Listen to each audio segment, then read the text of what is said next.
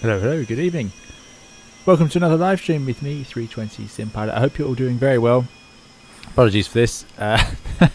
Wasn't expecting to see that. That wasn't supposed to be the opening shot of the stream, but there we go.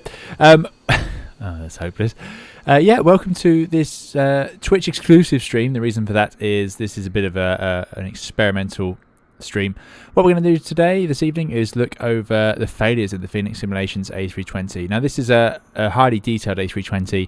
It comes with a lot of failures. They were announced right at the start when this was announced, and I wanted to make sure we had a chance to explore them. On recent streams, it's come up a few times, discussions about different failures in the A320, including some of the more impressive ones. And I never like to mess up with an airplane too much on a stream, because these are just these are home simulation, consumer software. They're not certified, so they can go wrong in ways we don't expect, and I don't want to ruin a whole stream by having to restart the sim or something like that. So I don't tend to do too much with them in those streams. So I thought it'd be nice fun to take a look at them here today on this video. Now, I call it the video. We are going to be I will hopefully I see the question in there asking about if this will be available later. Yes, I'm going to leave this available on Twitch, of course, and the idea will be, if this goes well enough, I will put it together onto YouTube. Probably just the whole stream straight onto YouTube, so that everyone gets a chance to see it. So if you're watching this on YouTube after the event, welcome. We do have a bit of a plan here, but to those of you who are watching it later on, this is going to... In fact, everyone watching now as well. I don't know. I don't normally do it like this, so as you can tell, I'm confusing myself. What we're going to do, plan of action, that's what we're going to talk about. So what's this video and stream going to contain? We are going to start up this Airbus. We're going to look at just different faults through the MCDU. I'll take a bit of viewer feedback. We'll choose them as we go. There's a few in particular I want to look at, including handling the aircraft in mechanical backup, and maybe we'll do some engine failures on takeoff.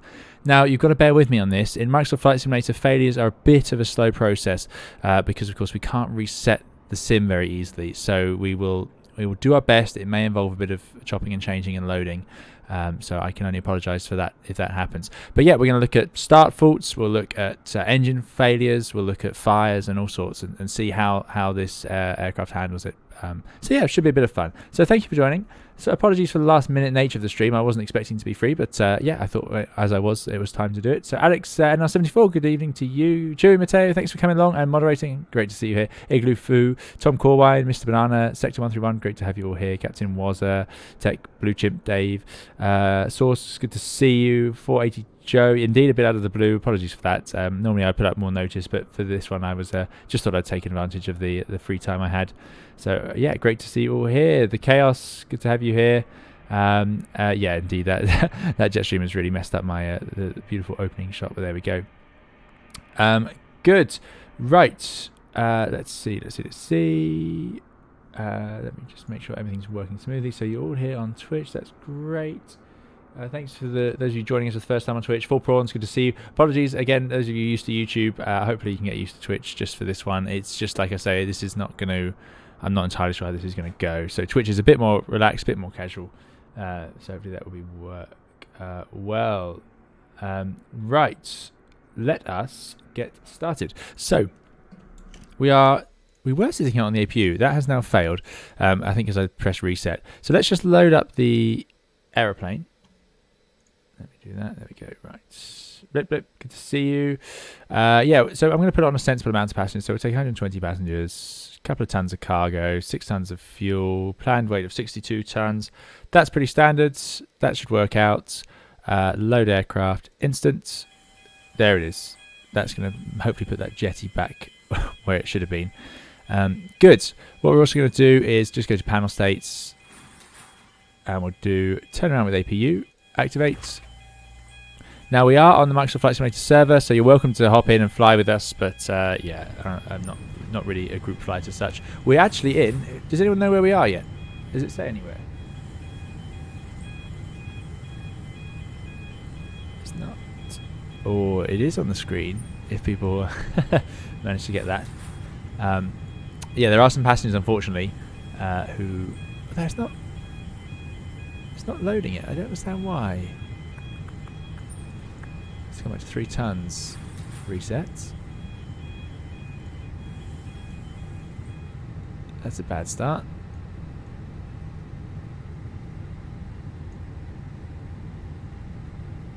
Ah, the panel state. Okay, great. There we go. Thank you. Indeed, crash sets. That's it. Tech G3 got that. So yeah, it should have been Toulouse Blue Chip, but I thought I've done so many Toulouse videos, I will resist. So here's a whole load of failures it's giving us. I'm not sure why. Parked up already. APU auto shut down. Master switch off. That should clear in a moment. We're not going to run through the SOPs properly at this stage. I'll show you how we deal with failures though. I have done videos on that before, but I mean, it's about probably over a year ago since I've done those videos. So you notice it says, yeah, master switch off, APU auto shut down. So we will just do that.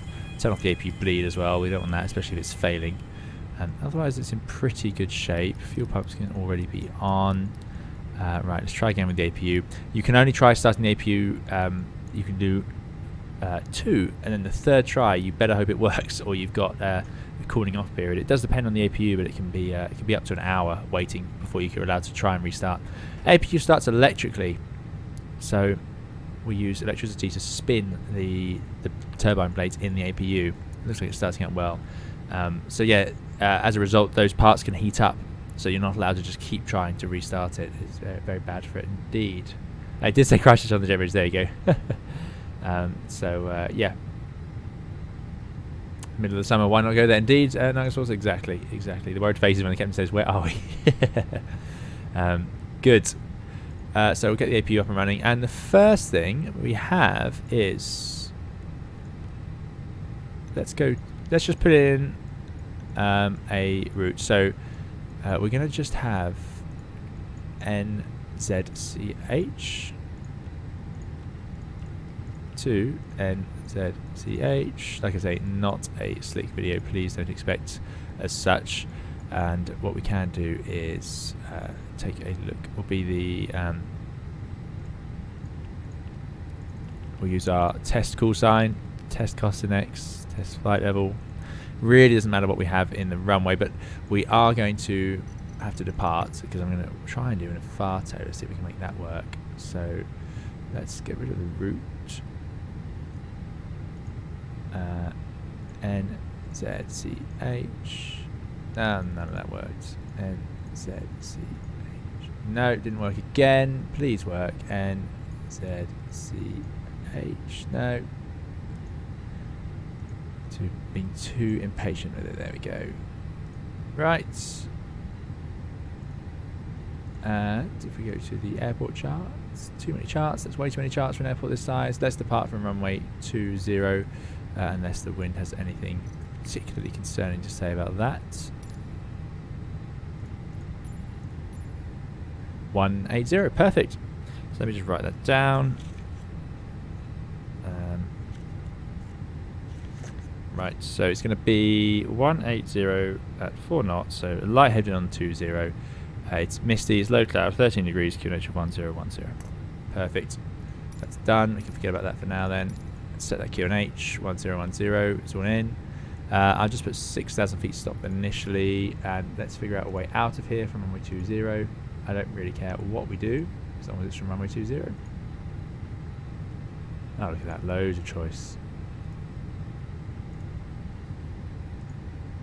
That'll do, out of the beautiful terrain. So let's no doubt this will say headers only. Checkpoint, good to see you. I hope you're doing well. The apps, this is the Navigraph app. Yeah. Seatbelts staying on, and I bet they're free. Yeah, seatbelts will be staying on today, exactly. And that seems fine, that seems fine. So we're going to do the Cadet 6 Quebec Arna departure. Yeah, Cat C, that's us. Minimum 150, max 170 for Cat B. We're minimum 150, max 220 to 6,000 feet. Okay, fine. Right, so put that in. That's all we need to do. Cadet 6 Quebec is correct. Insert, there it is. Great. We'll have terrain on. And finally, let's load up some performance so that we are ready to go with that. So, Phoenix. Total joy to use this. James Excellent says, finally got on Twitch rather than YouTube. Indeed, yeah, thanks for joining us. So we're going to go from runway 20, dry, it's probably a wet runway actually. Sync the final load sheet, sync live weather. Oh, it's just great. Calculate please. So this is going to be our quickest ever departure. Stream's been running for 18 minutes really. Probably about 10 minutes of actual streaming. There we go. S40, thanks for the follow. Good, so that means fine. We can take off 84 tons. Flap 168 flex. So I better do the init B first because it won't have done it, no. So we've got a 0 fuel weight. Oh, I can't see it there. That's my fault. Let's just load that up. 56.1, 29.2. Let me write that down as well. Because we might have to re-enter that a few times today. Just so you know, this is when you're doing this in simulators, the full motion simulators. Loading all this information in is something you do have to do as well, and it yeah. So you get quite used to picking and choosing what information you will need to have and what you won't for what you're trying to achieve, because otherwise you can spend all day filling in the box, as it is often referred to. No shift, flaps 1, flex 68.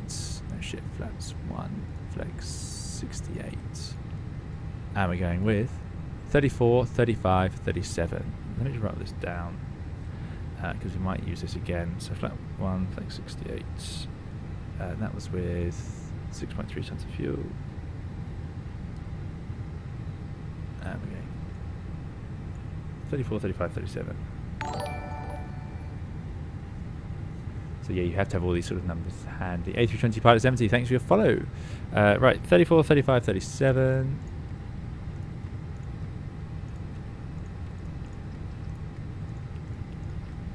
Good, 210 clean, so actually we can just accelerate to 210 on that SID. Great. Okay, I think we're pretty much ready to go. So let me just check that things are in the right place. Again, we're not doing SOPs, not doing the checklist. There's the seatbelt signs on. Get rid of the ground power onto the AP bleed.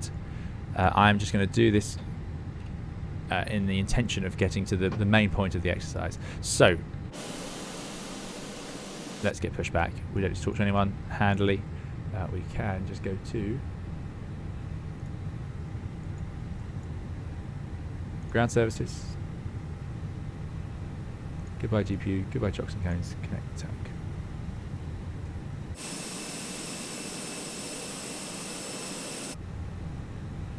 Why not save this setup? I'll give it a go. I haven't actually used the panel saving.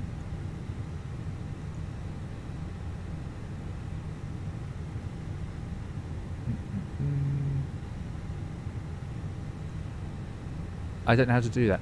I've not used it. I'm embarrassing myself here, I'm sure. But that's okay, because we're not going to restart every time from here. We'll hope if we do have to restart, we'll do it on the runway, engines running, and just load in the things we need. Yeah, I think, Kong, that's exactly my thinking. Yeah, PMDG I think you can, but not here. But it won't take us long. I'm just doing everything to start off with, because we're going to sort of do a normal sort of pushback and start, and then it's going to go all wrong. Yeah, these ground services are from GSX, but I haven't managed to successfully get GSX working, I'm afraid. So right, let's go. So brakes released. These are definitely idle. Windows doors are closed. Get the beacon on. Transponder on. Not that one. And reverse. Start. Right, so first of all, failures. Let's go to MCDU, as in config now, manual failures, and then I'm going to go to, there's our jetty getting in the way. Let's go to engines. Start fault even. So we can have start valve, hot start, stall, hung start, no ignition. So let's try no ignition, left, and let's just see. Now the thing with start faults in the Airbus is that in general you don't have a lot to be done. Thanks for the subscription if you joined us on YouTube. Yeah, so the Airbus is incredibly well set up for start faults. In general, the principle is don't fiddle with it. So what we don't do on the Airbus that you might do in other aircraft is, there's 4 prawns over there, you don't want to shut down the engine at the wrong moment or to remove power to the aircraft at the wrong moment. Now there are exceptions to that. For example, if the aircraft loses power during engine start, so let's say you lose all your electrical power whilst you're trying to start the engine up, you would lose potentially the FADEC monitoring. Now it's quite an extreme situation. Stop here, and we'll just set the brake. Stop please. Now the reason we might also shut it down ourselves would be if we get high vibration. Right, brake is set. Goodbye tug. And also we would do it if the ECAM tells us to. But there are start faults, and you can see there's quite a few here. So these are the main ones: start valve, hot start, stall hung start, no ignition. So we'll start with no ignition, which is the sort of simplest one. We're going to start. Let's do the right, not left, and we'll do it immediate. Now, how do I activate this? Is that active if I just do that once I press this? Let's try it out. So, starting engine number 2. Here we go. First failure. That is us 24 minutes into the stream. Not bad. No, not quite 24 minutes. So start the clock and you start running it. Pressure goes in. 38 psi. It's going to spin N2, which is spinning as per normal. Now that's strange. Don't know what the EGT on engine 1 is doing.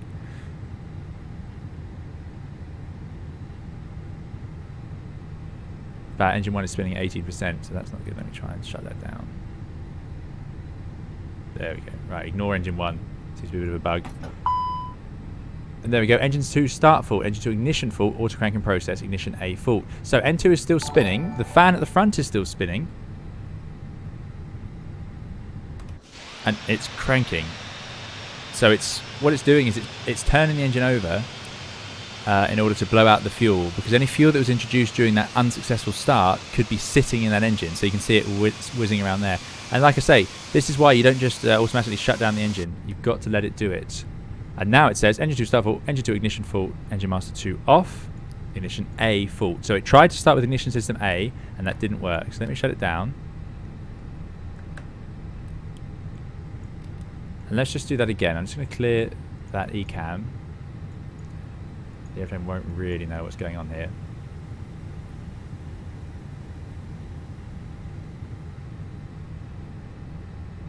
You can take off in the Airbus without an MCDU, but you're not going to get very far. You're not going to be simulating much. You know, if you just start up the engine and go, the airplane will fly. It is an airplane, but yeah, no one's going to do that. You need to know your speeds and so on if you want to just get flying. If you're trying to do a flight, but yeah, sure, it is possible. If you're going to do that, flap 2, 140 knots. That'll probably see you out of most situations, but there we go. Right, let's try that again. So, I'm going to put it back to norm, and then let's go ignition start. We've still got the fault on the right. Start number 2. Start the clock. And I'm going to stick to engine 2 now. I've got a bit distracted with 1 there. So, again, 38 psi, pushing around the N2, accelerating the N2. So, what this does is then motor the front fan. That's fine. That's all good. Fan spins. And then what I want to see is fuel flow, 240 kilograms an hour. There's quite a lot of fuel going in. Ignition system A is active, but we're not seeing an EGT rise. This is a dangerous situation. Fuel is being added to the engine. It's not doing anything. Engine 2 start fault, engine 2 ignition fault, auto cranking process, ignition A fault. So there we go. So now it's just going to crank that engine again. There's no visual filter on this one at all. I'm glad it's looking good to you guys. Yeah, so there we go. So that is a classic start fault. That's probably one of the worst ones, because what's going to happen is that fan is now drying out fuel. Fuel evaporates very quickly, so if you can dry it out by blowing out the engine, that's ideal. There's a small risk of a tailpipe fire here. So if you're sitting on an airplane and during engine start, there are videos of it online, you see a fire just suddenly break out at the back. It's not necessarily a terrifying thing, so just follow the instructions of the crew. Because it is possible to have a tailpipe fire that you just need to motor and blow out like this. Because, of course, a fire in the middle of the engine is not that big of a deal. They are designed to run at incredibly high temperatures, and a fire from the fuel is not that exciting. Of course, a fire outside of that, on the outside of the engine or around the casing, is not what we want. There we go. Anyway, that's motoring. Engine master 2 off. So what I want to try now, let's clear that one, and let's try a hot start instead. Let's see what the ECAM is going to do for this one. So, it's calming down. That's all good. This will be saved on Twitch, MCCL, and this will also go on to YouTube, is the plan. Right, starting engine 2. So why do we start the timer? We start the timer because there is a time limit on manual starts of how long you can have the starter motor running and how long you expect to see numbers increase. Now, you'll read that procedure before you do a manual engine start. We do occasionally do them. Here we go. This one's worked quite well. So fuel flow, N2, and then the EGT rising straight away. So that's worked nicely. So this time we know ignition system A is working. So for example, if ignition system A was broken, we would do a manual start, because when you do a manual start of the engine, you'll actually force the Airbus to use both ignition systems. That is the difference. Is the resolution for failed engine 2 ignition to go back to the gate, or is there a cross-speed start? If the ignition system A is failed, what we'll do, let's do a cross-speed start. Let's do that next, and I'll show you what that looks like. So here we go. Overheated, no relight after 26 seconds, so it's actually just gone into the normal engine failure. So this is a bit more serious, the hot start. Interesting. So it's suggesting we might need to actually put the fire extinguisher into the engine, so it's giving us the warnings. So it's saying if no relight, because the ideal situation is the engine just takes properly, but there we go. Interesting. Now, I'm not going to take any of this as gospel. Everything we see here isn't necessarily what would happen to the real aircraft. It's different software variants and so on are all over the place. So let's disable that, shut down the engine, master off, and let it cool down a bit. I'm just going to clear that ECAM. Now, what I'm doing here as well, you wouldn't just clear these ECAMs. Look, it's actually locked into the system a bit there. You wouldn't just sort of clear it out and try again. You'd consult maintenance and so on. But what we can do, if you guys would like, is a manual start. If I can find it, hold on. No, it's actually quite straightforward. But what? Yeah, let's do a stall hung start. So that time we had an EGT spiking, which is no good at all. So let's do this hung start. Poor engine 2, it's getting really hammered here. Status says if no engine 2 damage continue engine 2. That's latched, unfortunately. I'm not going to worry too much about that. So let's start up engine number 2. Let's see if this is going to work for us. Right, pressure, N2 spinning. Now these CFM engines that we have on the Phoenix are actually quite quick to start up. There it goes. In the real aircraft as well. I think the bug says, I love the A320, such a beautiful work of engineering. Indeed, I totally agree. There we go, ignition system A is working, EGT rising. So this is a hung start. So what happens here, or a stall, the airflow doesn't establish properly and the airplane doesn't accelerate properly. So look how slow now. So we're getting rising EGT, but N2 isn't really accelerating and N1 isn't climbing. So it recognises, oh, it's counted as a stall. So it's automatically doing another start. How interesting. There you go, fuel flow again. So it's just trying to get that engine round. So in reality, you might find that suddenly that clears. Oh, too late. See if it does it. There you go. Fuel flow. No light up. Or a gentle light up. Here we go. I think he's got stuck in a bit of a loop. So what I'm going to do is, what we wouldn't do, like I say, you can see here, the ECAM will take it for you and it will start up the engine on its own. It's trying. No. So I'm going to shut that down again. So off.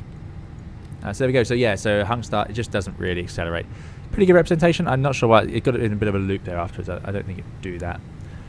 Sector 131 asks, how serious is the failure have to be for the flight to cancel or divert? It really depends. So let's go back to, like, a hot start is bad. A hot start is a sign that there's something really wrong with the engine. Start valve, that's an interesting one. So let's do a start valve fault. Let's try, I'm just going to start engine number 1 this time. Let's do a start valve. Just give engine 2 a break.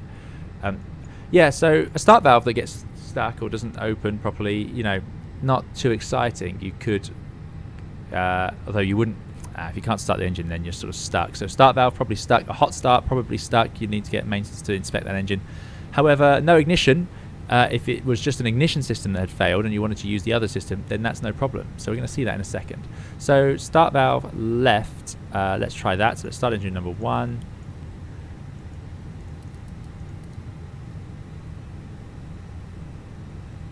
No, we don't need to know what the ECAM tells us. We just do it. So here we go. Start valve fault. It can't. Well, it has opened on here, but for some reason it's not spinning in 2, so something is stuck. You'd probably expect to see this line go amber. Actually, it would sit across like that. So these lines, these valves are shown in green when they're in the right position, where they're commanded to be. They show in amber when they're in the wrong position or transiting sometimes. So there we go. So anyway, start valve not open. We can't start engine number 1, so that's the end of that. You'd need maintenance to come and do that. Now, the weird thing is you can, if you can believe it, Lord Manor, thanks for the follow. You can have a start valve that won't open and do it manually instead, which is quite a thing. So what happens then, if we jump outside, is there's actually, I don't know where it is on all the different engines, because of course I've never had to actually do it myself, but an engineer would stand outside. You might see this as a passenger one day if you've got a start valve problem on your aircraft. They'll stand outside, where is it? That's the jack, and they will have to stand near the engine, pressure relief door, and they will manually open and close the start valve. Can you believe that? I mean, I think you're pretty brave to do that, but yeah, they will stand next to an engine that's starting up in order to open it and close the valve, and they just have a sort of a handle. Now I don't know where it is on these engines, but anyway, yeah, that is something that does happen, and you might experience one day. So that's what you might find. But anyway, we'd go and get maintenance before we did that. You wouldn't just do that, because who knows what else is wrong with that start valve. Good stuff. Capri says, probably worth noting what to do in a couple of other states where ECAM might be unavailable, involving electrical mess-ups combined with faulty displays. Yes, so, of course, ECAM is incredibly redundant. These ECAM messages will move around. We'll see that later. But we do know the basics of the emergency situations. We have what's called memory items. So there are things that we have to know off by heart. And that's true of all commercial airliners. And the Airbus has a few. But they just, they're not sort of these long-winded SOPs. Like, we don't have to know how to deal with these faults because the ECAM will guide you through it. That's the idea. But like I say, we do need to know that if we lose electrical power, to shut down the engine. That is obviously our responsibility, because the ECAM won't tell you if you've lost power to it. Mariner Howdy, good to see you. I hope you're doing well. Right, so finally, yeah, so we've done all of these now. So with ignition, let's do a manual engine start. Let's pretend that actually that ignition system didn't work. Ignition system A didn't work, so we'll use B. Now, of course, it would use B now because we're going to recycle it, but we'll do a manual engine start for doing this anyway.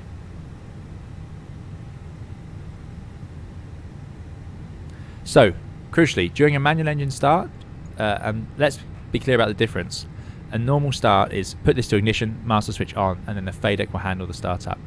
But if we are doing a manual start, we are not letting FADEC take total control. Now, the engines are still controlled by FADEC, but we are responsible for problems during the start. So all those ECAMs we saw about valves and EGTs and so on, that was being handled for us. However, in a manual start, it is not. It's a manual start for a reason. Part of the reason we do manual starts is when the limitations of the engine are going to be a bit tighter, so it's not being left to the computer. So reasons to do a manual start are what we're doing here, which is we want to force both ignition systems to ignite because we know one of them is broken. That is a legitimate reason to have to do a manual start. That does happen, because it's perfectly fine to dispatch with just one ignition system. Also, we would do a manual engine start if there's a strong tailwind. So if we want the engines to start up with a bit of a tailwind, it might be needed to do a manual start. The reason is you get both ignition systems, we can monitor the limits very tightly, and it's a better way, or potentially a better route for a successful start.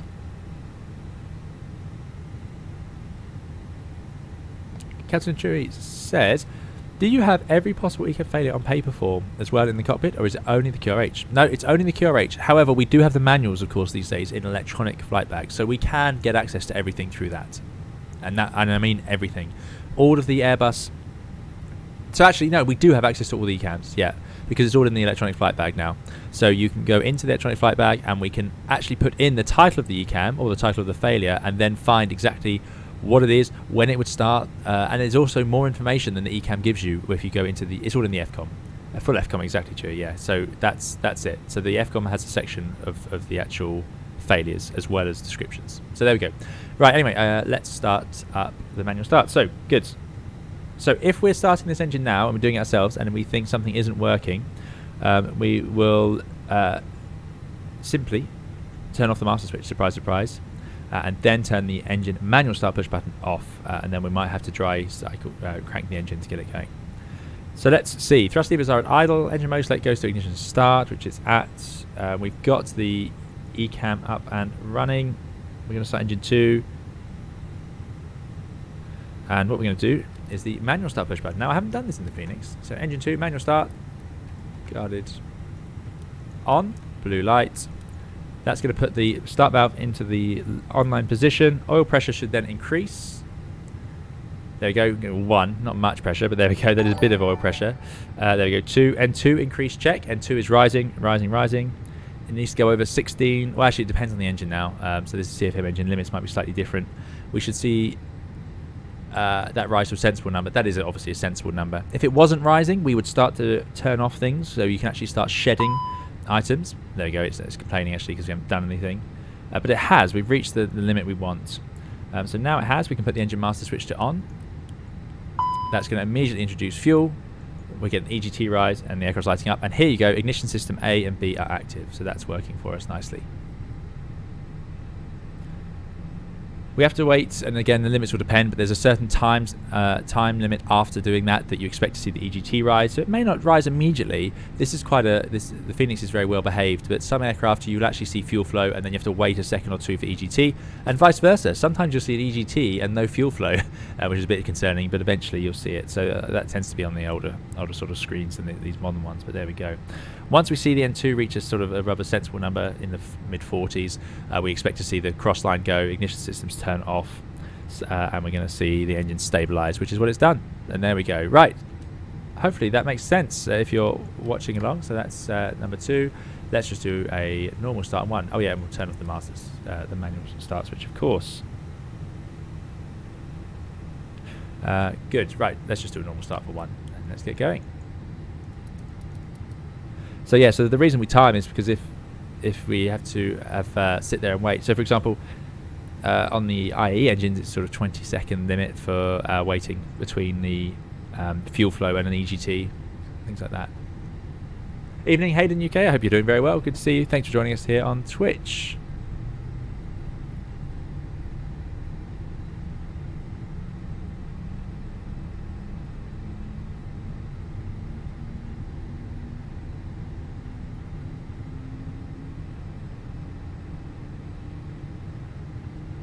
Capri says, so critically, the ECAM does tell you what the problem is, which you need to know before starting procedure. Now, Marin Hadi, I'm not on VATSIM though. We are just on the multiplayer servers. Now, that's a good point.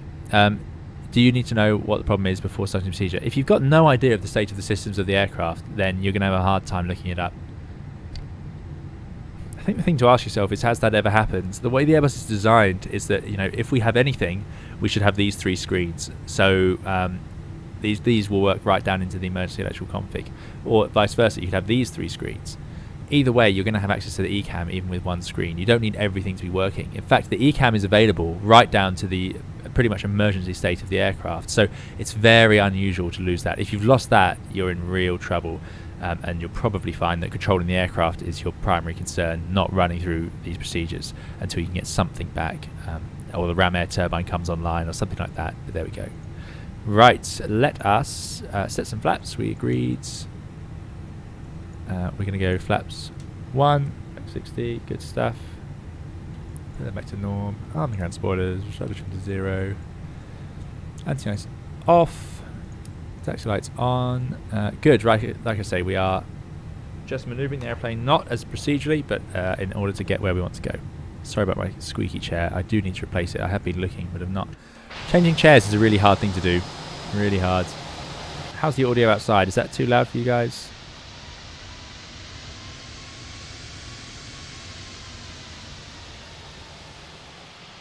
Beautiful machine. We're going to get up above this weather. It's a bit murky down here. This is real time, by the way, for once. So it's nice early morning in Christchurch.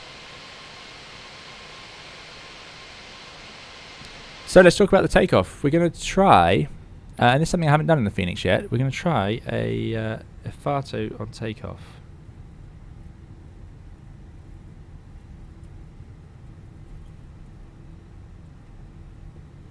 So, a FATO, engine failure after takeoff. It's sort of because it's. I have done a video on it, but yeah, it's a pretty big deal. It's something that all pilots train for. Every 6 months you'll have a go at it, pretty much, certainly every year, and it's a big deal in the sense that it's a failure that is designed to be absolute worst case. So engines fail, but we don't expect them to fail obviously at exactly the worst moment, but if they do, we have to be ready for it. That's how flying works. So this is the classic, there we go, example of just being overly cautious, as it were. Blue Chip says, I used to test Eurofighter Typhoon engines and been around 2 meters from it starting. Now that is loud. First ever fire up after install was loud. So, goodness me. Wow, that's amazing, Blue Chip. Yeah. I can imagine it is. You've seen videos of new engines, or I've seen videos of new engines starting up, and yeah, the amount of smoke that comes out is quite amazing. Typhoon engines are not high bypass, so we're on high bypass, which are quieter engines because, of course, no one wants the noise of a fighter jet flying over all the time over their house. So airliners are designed to be quieter and more efficient. So yeah, standing next to one of a CFM 56 and startup will be nothing compared to a Typhoon, I'm sure. 4 prawns, no problem at all. Enjoy your tea. Do a bit of flight controls just to check, because we have had all looking good. So something to remember, we test the flight controls, and we test it, if you look at a Boeing do its flight control check, they'll just do it once. So they'll go left, right, up, down, and then they'll do the rudder. Now in the Airbus we have to do it twice, unusually. So you'll see Airbuses do their flight control check twice. Any guesses why that is? Unlike the Boeings, it's unusual for us to have to do more checks than a Boeing, but that is the case there. We also don't need the APU. Maybe I'll leave the APU running. No, we don't need it. APU gone. James Nicholson says, want to fly along, but 2 inches in your scenarios. Okay, excellent. Unlinked side sticks, that's it. That's it. So in the Boeing, you've got a yoke physically connected to each other. I believe that's true in the more modern ones as well. Oh, a nice Royal Jordanian livery. That's lovely. In the 7.3 as well, they are connected to each other. So when you move one, you're moving the other. So there's no point doing it twice because you've moved both of them. In the Airbus, of course, we've got 2 different side sticks. So I'm moving my one, and it doesn't move the one over there. Likewise, I can't move it with the mouse. But anyway, yeah. So we have to check both are connected properly. Now, on takeoff, we don't reject takeoffs in the Airbus unless the Airbus gives us certain faults. Now, I've done a video on the takeoff inhibit. As we set thrust for takeoff, we're going to get a purple message down here, takeoff inhibit. That's because the Airbus is very, very clever, as I always say. And it knows exactly... pretty much exactly. It knows where it is in the process of a flight. It knows... Right now, it knows it's taxiing out. This is a known thing to the Airbus. It thinks, oh, well, I'm taxiing out. And it shows us appropriate things. So, flight control page came up because we moved the side stick enough. But in a moment, that will go back to the wheel page, and we'll see the brake temperatures for the taxi out. You know, it's just all so well thought out.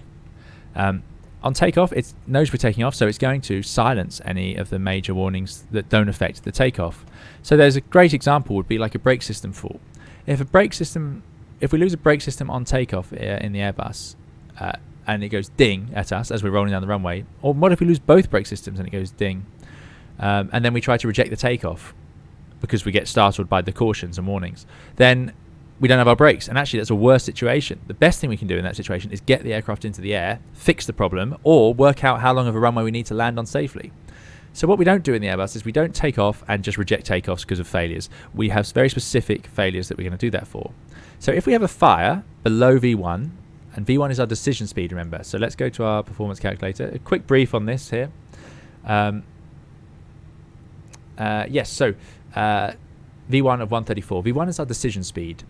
Up to V1, we can reject the takeoff. If we're above V1, we cannot reject the takeoff. No chance, not happening, unless we lose both engines or something catastrophic. And even then, you're going to go off the end of the runway, is the theory.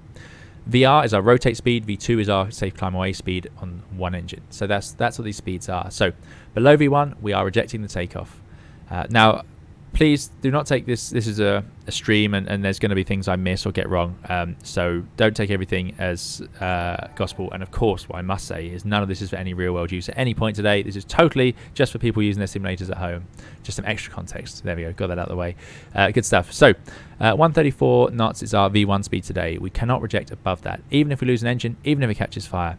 Below that speed, though, we can. However, the Airbus will hide a lot of failures from us. But there are some things it could give us. One of them being, for example, a side stick fault. So if we're taking off and we get a ding and we look down and see, or pilot monitoring looks in and sees side stick fault, then we will reject the takeoff. Because if we have a side stick fault, we don't know which side stick it is. We don't want to have to spend time diagnosing it. It could be that one is wrong and one is right, or they're both wrong. But either way, a side stick fault could mean we've lost our flight controls. So we are going to reject the takeoff for that. But there are, well, the other ones are engine fail, of course. So if the engine fails, so you get a big swing below V1, then we have to reject the takeoff. The reason is we don't actually have the performance. You know, if we're accelerating on takeoff and we get to 50 knots and then an engine fails, then we won't have enough runway to get ourselves in the air or enough power. So it's timed very precisely and very carefully. I'm not sure. My performance is fine, but it might be just, I don't know actually. Yeah, we'll find out. So we're gonna have we're gonna stop for a fire. We're gonna stop for an engine fail, either engine, of course. We're gonna stop for side stick fault, thrust lever fault, reverser unlocked. So thrust lever fault, reverser unlocked, side stick fault, engine fail. Have I got that right? Let me make sure I've got all of them there. I confused myself by talking about it halfway through. Engine fail, side stick fault, reverser unlocked, thrust lever fault. There we go, those are the ones. So the reason we would stop for those is they're pretty big failures. So if a reverser has unlocked on takeoff, so you know, something like that, then that's bad news, isn't it? Look at that, pretty devastating to our performance. It's actually much worse than, of course, an engine failure. If the engine fails, then it just sits there dragging us back, but this would actually force us back. What you don't know or don't notice about reversers is that, yes, it looks like, okay, it's just some panels on the outside, but what they also do is they block the air on the inside. So all of this blank space around the fan is getting diverted out the side. The core of the engine doesn't. The core of the engine will carry on going out the back because, of course, otherwise the engine will stall. It still has to have the air coming out the back, but the most of the thrust comes from the fan, and that fan air is pushed forward. So if that unlocks or we get a fault with it, then we're going to have to bin it. An engine failure as well. We would stop. As I say, we won't have the energy. Side stick fault, we may not have the flight controls to get into the air. And a fire, of course, is the same thing. So a fire on takeoff is a funny one, because if it's above V1, you may actually keep your engine. It might be on fire, but it might be giving you thrust. So it's not quite as hard to handle typically if it's a fire on its own. However, you have seen those videos of catastrophic explosions of engines where they catch fire and shut down. Let's just point out, we've seen those videos. It's amazing. The airplane still flies just fine. So I want to reassure everyone watching this that this is what I'm trying to get across here, really. So let's go to manual failures, and this is a really impressive part of the Phoenix. Now, I'm going to say now I haven't done this before in this build of the Phoenix. This is just the current release. So let's do an engine failure. Engine bird strike. Oh, look at this. High N1, that's an unusual one. High EGT. So here's an example. If you had a high EGT during takeoff, would you reject the takeoff? So you're rolling down the runway, you're above 100 knots, and then you see red flashing EGT. What are you going to do? I might have asked this already, actually. Sector says, what would theoretically happen if the pilots were to cancel the takeoff after V1? So it depends on the length of the runway. Today, V1 is 134, VR is 135. So what we call is a split. The speeds are different. In this case, it's entirely possible that we would run out of room, because this suggests that the runway is limiting. So if your V1 is lower than your VR, it suggests that the runway distance is not very long, and therefore if you reject above V1, you may well go off the end of the runway. However, if they're the same, it probably suggests that the runway is longer than you need, and your rotate speed is what's dictating your V1 speed. So if you're taking off of a 4 kilometer runway, then you'll probably find your V1 and your VR are the same. In that case, you may find that if you rejected above V1, you could still stop on the runway. Of course, so 4 kilometers is pretty long. You'd have a hard time to go off the end in an Airbus, but it's always possible. Remember, energy goes up as a square, so you're going to gain a lot of energy in those times there. Right, so ECAM won't complain at you with a high EGT, and no, you don't throttle off. You just ignore it. A high EGT on its own is not a reason to do anything, so you'd have to just ignore it, unless you had one of those ECAMs we already discussed, a fire, and you'd know you have a fire because you'd also get the fire bell and the fire light, but it would certainly give you a master warning. But yeah, a high EGT on its own could just be a faulty sensor, so we don't want to start messing around or rejecting, because a rejected takeoff is a big deal, right? So there we go. So anyway, I am digressing severely now, but high EGT, you do nothing, so I'm not even going to bother with that one. Let's just see what else we've got in here. Yeah, reverser unlocked. There we go. Reverser pressurized. Reverser inhibits. Vibration is an interesting one. You don't reject for vibration either, unless, things like vibration. If you set, you'd know about vibration when you set the takeoff thrust, so you'd probably just stop the takeoff there. Let's be clear, a lot of these failures, if you're at low speed and you get any sort of warning, a lot of people would consider stopping just to work it out anyway. If you set thrust and immediately get a caution, are you really going to trundle down the whole runway if you have a chance to fix it? There you go. Malaria says, well, as long as the engine produces us, keep it going. Exactly. Now, again, this isn't gospel. There will be situations where what I've said is true and situations where it might not be. If you're taught something by your airline, obviously I'm saying go with that. But my point is, you wouldn't necessarily stop for a high EGT. Now, that could change. Airbus could decide you should, or who knows. But yeah, there we go. Right. Anyway, let's do. I wonder what bird strike is like. Bird strike may not produce an engine failure, though. That's all. So let's just have an engine failure. Let's do the right engine. No, let's do the left. Ah, no. Okay. Whoops. Yeah, here we go. It was set to immediate. Are they back? FMGC is back, which is true. The real aircraft does, because it has a memory in here in case of that sort of situation, whilst things like generators, so let's say you have an engine failure and the generator clunks off and on, you don't want to lose all your MCDU and so on, so they can survive on the batteries for a short while. So can the IRSs. There's actually a horn. If you depower the aircraft and the IRSs are on, you'll get a warning horn, because it will be saying, oi, we're still running up here, draining the batteries, and you need to do something. Anyway, that's good news. Right, let's be a little more careful. We're learning the hard way here. Manual failures. And where did I find it? Engines. Conditional. Engine failure. Left.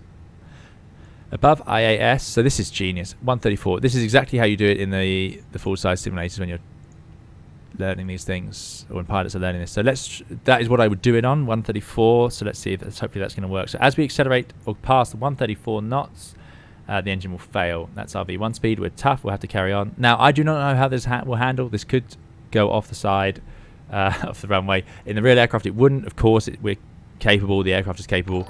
We know that the drag and friction on the Microsoft Flight Simulator has been not always ideal. But there we go. Right, so that's set up. Do I need to arm it? There we go. Thanks for those follows to everyone who's following along. Really, really appreciate it. That is a lot of follows.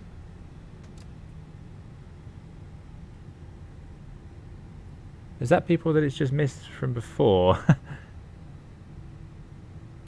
Let me just solve this, because I've got this wrong before. Just because it's going to get a bit distracting. So let me just see.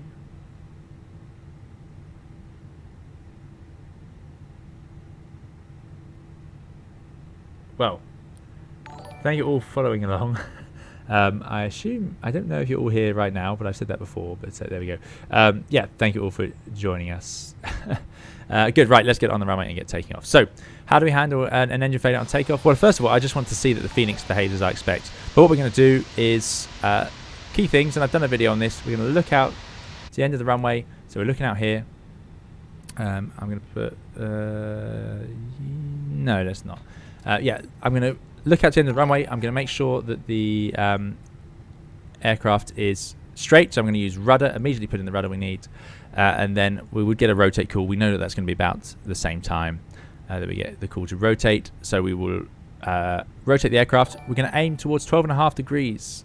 Normally we go up to sort of 15, but with an engine failure you probably won't make it.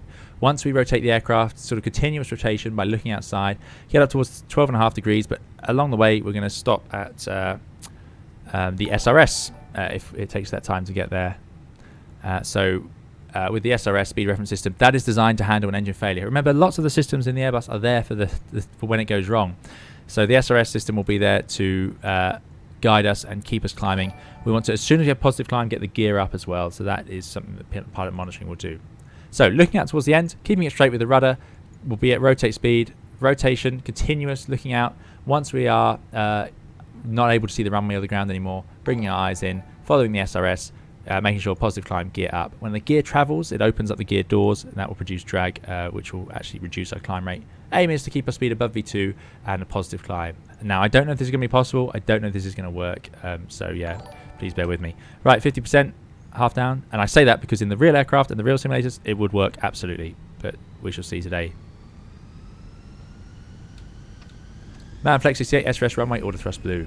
Now remember, we also don't need to adjust our thrust. We can go with the flex rated thrust even with an engine failure. It is designed to do that. So I don't remember which engine is going to fail. We're just going to keep it straight looking outside. 80-200, stick to neutral. 500 knots now, doesn't matter. Keep going. See what happens here. V1. We are above rotate. Getting that rudder in. Rotating the aircraft continuously. There we go. I'm up now. Positive climb. Gear up. 12.5 degrees. We're on the SRS. Speed is creeping below V2, so just gently lowering the nose. And now I'm going to center that target. Now we are drifting. Yeah, I don't know why we're drifting left. I don't think we would, especially with the wind from the left, but there we go. And the SRS is being a little bit fiddly. There we go. Let's get that rudder in the right amount. Okay, 400 feet per minute, V2, that's a good place to be. We're slightly above 12.5 now, that's fine. That just suggests we're getting a bit of extra performance than we thought. Now, I would say the airplane would climb a little bit better than this. Did we get the gear up? We did. But anyway, so we climb away and we don't do anything now. We're going to get to 400 feet. Yeah. If you're struggling, for whatever reason, you can go to toga. So there you go, man toga. We'll get more thrust out of the engine. You just put both thrust levers forward. Doesn't matter which one, because we don't care at this point. I'm not trying to diagnose anything yet. I'm trying to fly the airplane. Am I climbing away from the ground safely? I'm going to follow that SID initially. You can follow the SIDs. They're designed for an engine failure, or they're not designed for it, but they are usually certified for it. If they aren't, then you will have a specific procedure as per your airline. I'm just going to turn off that alert box for a second, because it's obviously quite keen to keep going. So we're going to follow that SID gently. Notice how the slip indicator has gone blue, which is correct. It's now become the beta target. What that means is it's telling us the correct amount of yaw to have on to minimize things like spoiler deflection and so on. Now, you see how a heavy turn brings up alpha prop beneath us, so we don't want that. The SRS here is over pitching. I don't think we'd be at 15 degrees at this point. Yeah, I think we'd be a bit lower, but there we go. Anyway, what I'm going to do now, flying the airplane, we're above 400 feet, but I could have done this sooner. I'm going to get the trim in. So I'm having to use right trim. So I'm just going to apply the trim as I need to keep that blue beta target in the middle. 500. There we go. That's now in the middle. We've got about 8 units of trim. Yeah, it's a bit low, but these are minor details. And then we'll try autopilot 2. And now the Airbus can carry on flying that engine failure. Oh, no, not if that happens. Not if it gets back to alpha prop. But there we go. That SRS is it's too high. Too high. We would have better performance than this. But yeah, there we go. So 500. Yeah, you do not want to be descending, and you wouldn't be. Not at toga at 61 tons. You'd have no trouble climbing. So this is interesting to me, actually. Not something I spent much time experimenting with. So a little bit. It could be the weather above us, I suppose, simulating this. But there we go. And we're slowly getting below V2, which is not ideal. So yeah, there we go. So that's it, really. So it's just interesting to see the Phoenix hand. I think the initial handling was quite nice. I quite liked it. The way it felt on the runway. I think the SRS overpitched us a little bit, and I think the performance here is a little bit pessimistic. I think it'd probably be a bit better than this. We are climbing gently. It could be the weather doing that. There we go. You'd probably, well, your other pilot. So if you're flying, terrain ahead. You're up. Oh, there we go. Right, we don't. Terrain ahead. Don't want to get messed around with that. That's interesting. I heard that Terrain two ahead. separate systems. It should also show us here on this display if it's going to do that. There would probably be an emergency turn for this route because, of course, we have terrain above us over here. So let's make a bit of a left turn. Terrain ahead. Yeah, we're not getting the performance we would Terrain expect really ahead. here. So we'll do the left turn as if that was the ETP. You could get an Terrain EGPWS. Terrain Pull up. ahead. Why have I got two separate warnings going? Can you all hear the second warning? Oh, ProSim. What? Man, why am I getting that? Anyway, let's lower that nose. That's no good at all. Good. Right, so what I'm going to do now is, yeah, we'll just pause it there. So feather the fan. So yeah, you get more performance out of the real aircraft. You can see we were flying there, but I would expect it to be doing better than that. However, it did work. We did get in the air. You could get a GPWS if you're flying one of those. You just have to keep flying at V2 and use toga thrust in that case. You don't want to slow down too much. It also handled nicely. I think the initial rudder was nice. I quite like that as the engine sort of spooled down. That was well done. And the systems now, we're going to can I look at it? I don't want to push this too far because obviously this has gone a bit unrealistic now. We are running without the performance we'd expect. But you can see over here we have the actual ECAMs to follow. It's not that exciting, this set of ECAMs. So what I'm going to do now is let's just bring back that engine. Terrain ahead. Pull up.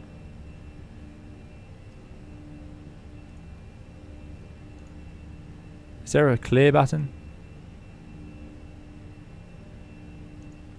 No, we're going to have to go back into it. Let's just put it into slew mode for a second. Oh, we can't do that. Terrain ahead. Yes, yes, we know. Engines. Yeah, I think the weather might be actually not helping here. I wonder if I should have done calm weather. Terrain ahead. So we'll clear that failure. Engine number 1 is back online. Now we're going to have all the thrust in the world. I'm going to recenter the rudder trim. Again, not how you would handle that in the real world in any way, shape or form. Now we'll get ourselves above acceleration. Yeah, the process from there with an engine failure, again, I've done it in my video on that. It's slightly different to a normal cleanup and acceleration. Let's just go into heading, autopilot 1.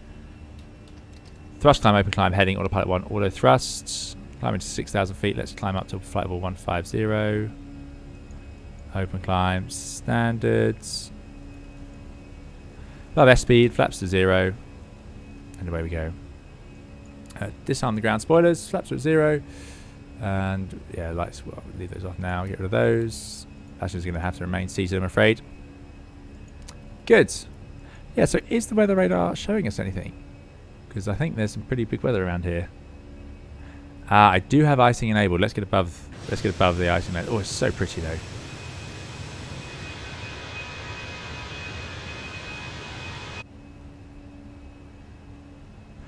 Good point. So when you have an engine failure like that, you can only run the engine at toga thrust for 10 minutes when you're on single engine.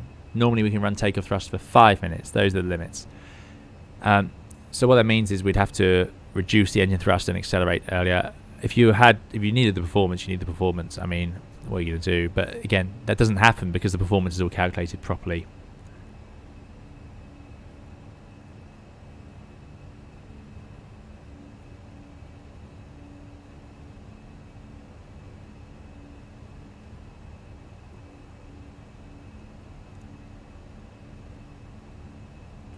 Capri Sponge says, would you get lever MCT in the real thing? You would indeed at acceleration altitude, you see. So there's a slightly different process, but I don't want to get too bogged down in just the AFATOs. We want to look at some other stuff today. And AFATOs are, I've got a video on them already. It's called The Worst That Could Happen.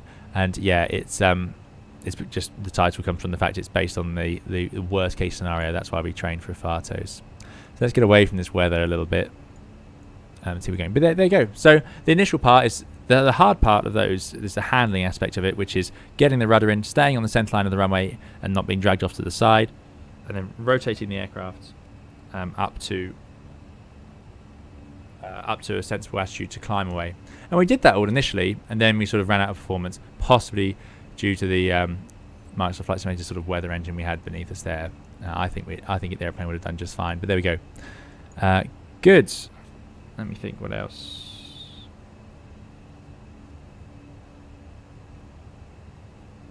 Right. Can you reset a failure in flight? Indeed you can in the Phoenix, which is good news. Thanks for those follows. Let me put the alert box back on. Apologies if I missed your follow. Really appreciate it if you were in that group who arrived while we were doing that. Good stuff. Right, 10,000 feet, accelerating a bit. Next, let's see. So we've done that. Now, I'm going to move on. Here we go. Okay, so an interesting tidbit. I don't know if this is going to work or not. I'm not really going to be able to see it very well.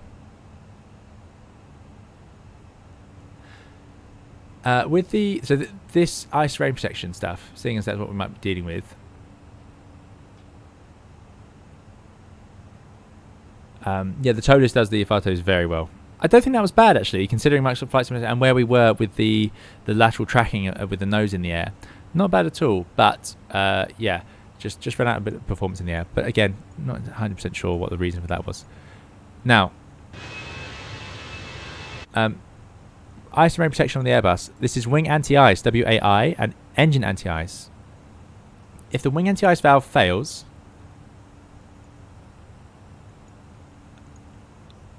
they fail in the closed position. So you see we don't get any warning. The airplane doesn't know they're broken. Now if I try and use the wing anti-ice,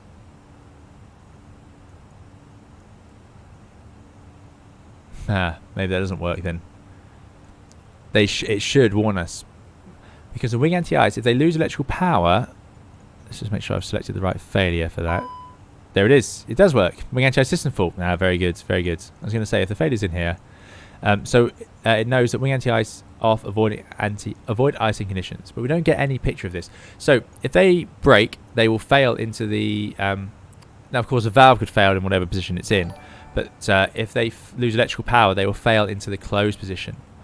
So there are certain electrical failures that will lead to this situation as well. However, if we fail the engine valves, let's see what happens actually.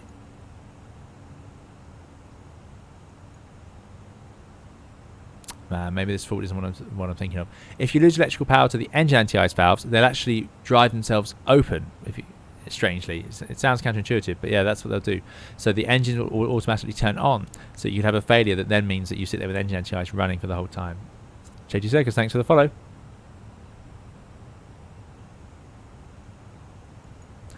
There we go. Anyway, so if the wing anti-ice has failed, avoid icing conditions. If severe ice, you've got to increase your minimum speed. BLS, which is back down there, +10, and maneuver with care. Landing distance procedure apply. So you have to actually increase your landing distance in case you have ice on the front of the airplane, which of course increases the drag. Anyway, we're out of ice now. Let's clear those failures. Let's clear that one out. Good. Right. JT Circus, you're very welcome. Thanks for joining us here, and I'm glad you've enjoyed the videos on YouTube. Good. So what else do we want to try out? Is there any failure in particular people have been wondering about? Last time we were looking at losing several hydraulic systems. So we could go into the hydraulics next. Okay, says, for the failure of electrical components, specifically you might want to look at certain circuit breakers. Indeed.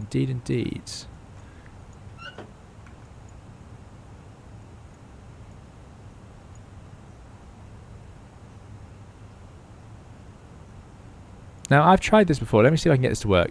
So in the real Airbus, you can actually, there's two transfer valves from the outer tank to the inner tank. What's going to happen is later on in the flight, they'll automatically transfer. The fuel stays in the outer and it drains into the inner usually about the 3-ton mark as you start your descent. So that's fine. But if one of those valves is stuck closed, then you're not allowed to use that system. What you'll actually do is force that fuel from the outer to the inner earlier on. Now, this is an MEL thing, so it's not something we would do in flight, but an engineer would come before the flight and open the valves to force the fuel in. To open the valves, you actually use a circuit breaker. No. Transfer valve to wing. This is not something you do in flight. So by putting those circuit breakers, you can see the valves have open when they don't want to. I'm hoping. See if I've got this right. Now we close it. I feel like it should drain, but there is a procedure that they do for that, and I'm not sure if I've got it right there. To apologise. Anyway, that's one of the electrical sort of quirks of the Airbus. So you sometimes on airplanes that have a problem with those valves, an engineer has to come and force the valves to drain into the inner. You might also do it if, let's say, you have a imbalance in the fuel. You're not supposed to have an imbalance. There are some MELs that allow you to have an imbalance on takeoff. So that, by that I mean fuel sort of evenly distributed. It is possible that it won't be. If that's the case, you might be able to do that. Very rare, but there could be a fault with the fueling, or maybe the airplane's been left overnight, something like that.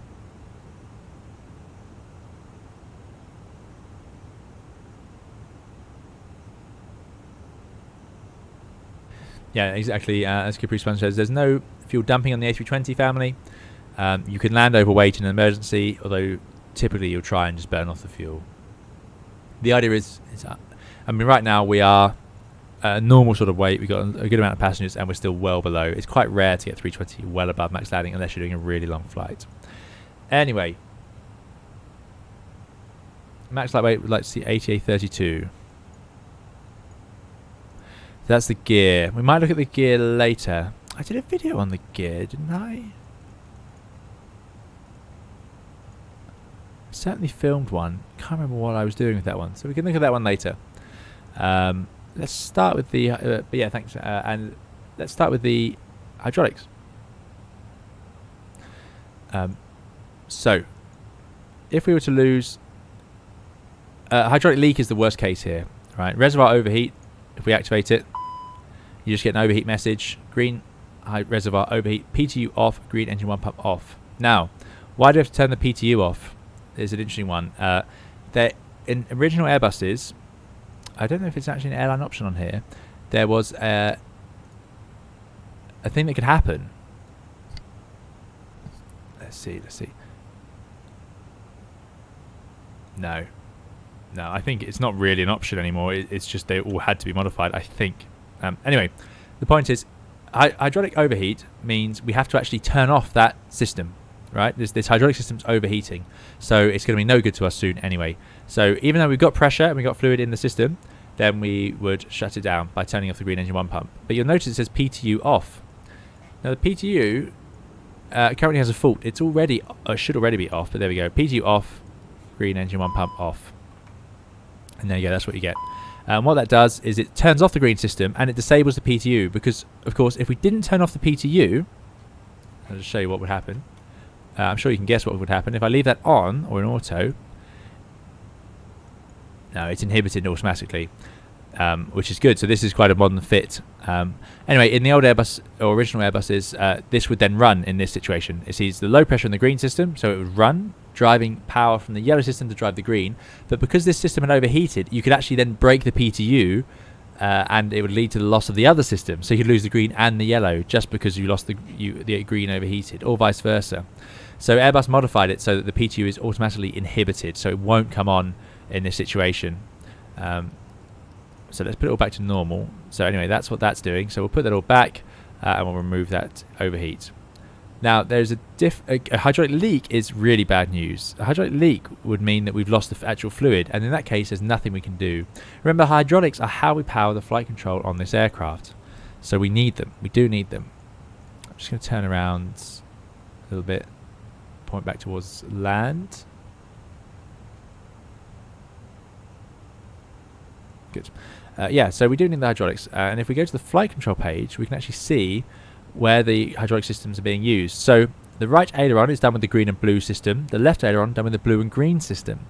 The rudder is done with the green, blue and yellow. It gets all three. The left elevator blue and green, right elevator yellow and blue. The point is, we have 3 hydraulic systems, and any single one of those hydraulic systems can independently control all of the axes of the aircraft. So,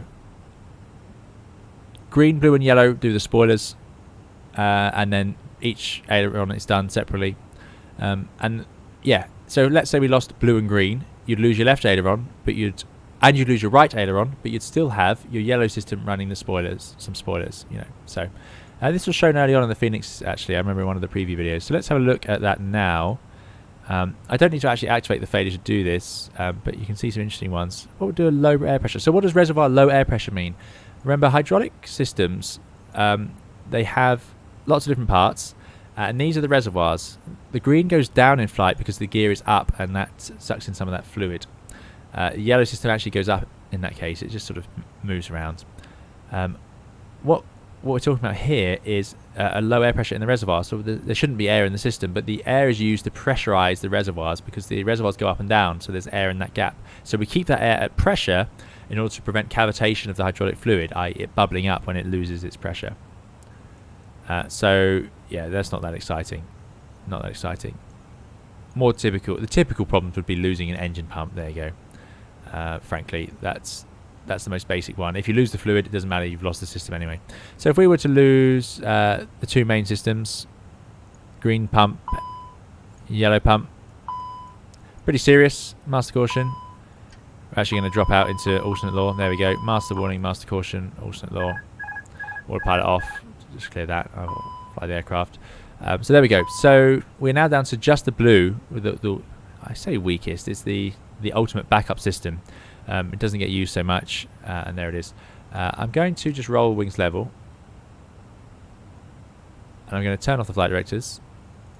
I'm going to put it into track FPA. I'm going to stay at 15,000 feet. We've got auto thrust in with speed mode, so that's good, holding us at 303 knots. So crucially, every time you get a failure like that, that's what you need to do. You need to fly the aircraft first. Again, I'm not showing this perfectly as it would be, but yeah, you need to keep the aircraft in the right place, the right way up. There's no point, as soon as you get the failure, just going straight into the ECAM. It's very tempting. Look at that, all those bright lights and colours. It's designed to get our attention, but we have to force ourselves to fly the aircraft first. So that's what we've done. We've removed the things that aren't working, got the airplane level. I'm not pointing at any mountains, as far as I know anyway, and I can see out the window, and we are in a pretty safe place. So now we can think about other things. So we do our initial fly, navigate, communicate, or aviate, navigate, communicate, whichever way you want to see it. Absolutely crucial. Every time there's a status change of the airplane, that's what we need to do, just to make sure we know what's going on with it. So as part of that, you're going to make sure, yeah, you're the right way up, that you're not accelerating, decelerating, that you're not pointing at a hill, that you might need to tell air traffic control something.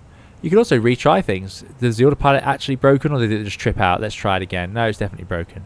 And then you're going to work out what you've got. Okay, speed mode, that's fine. Do I need to slow down or speed up? Things like that. Maybe you want to bring flaps and so on. There we go. Right, so we've lost two systems. Pretty serious fault. And yet here we are. We've got all our screens working, everything. This feels okay. In alternate law, we're in direct roll. So you can see there, it's actually gently drifting off to the left a little bit. But we are able to control the roll just like normal. We've got pitch on the elevator, just like normal. And it's actually still controlling a G, so just like normal law. We don't have the low speed protection. We can now stall the Airbus. It would stall quite happily like this. And I have a video on stalling if you'd like to see that, and stall recoveries. But there we go, or unusual attitudes anyway.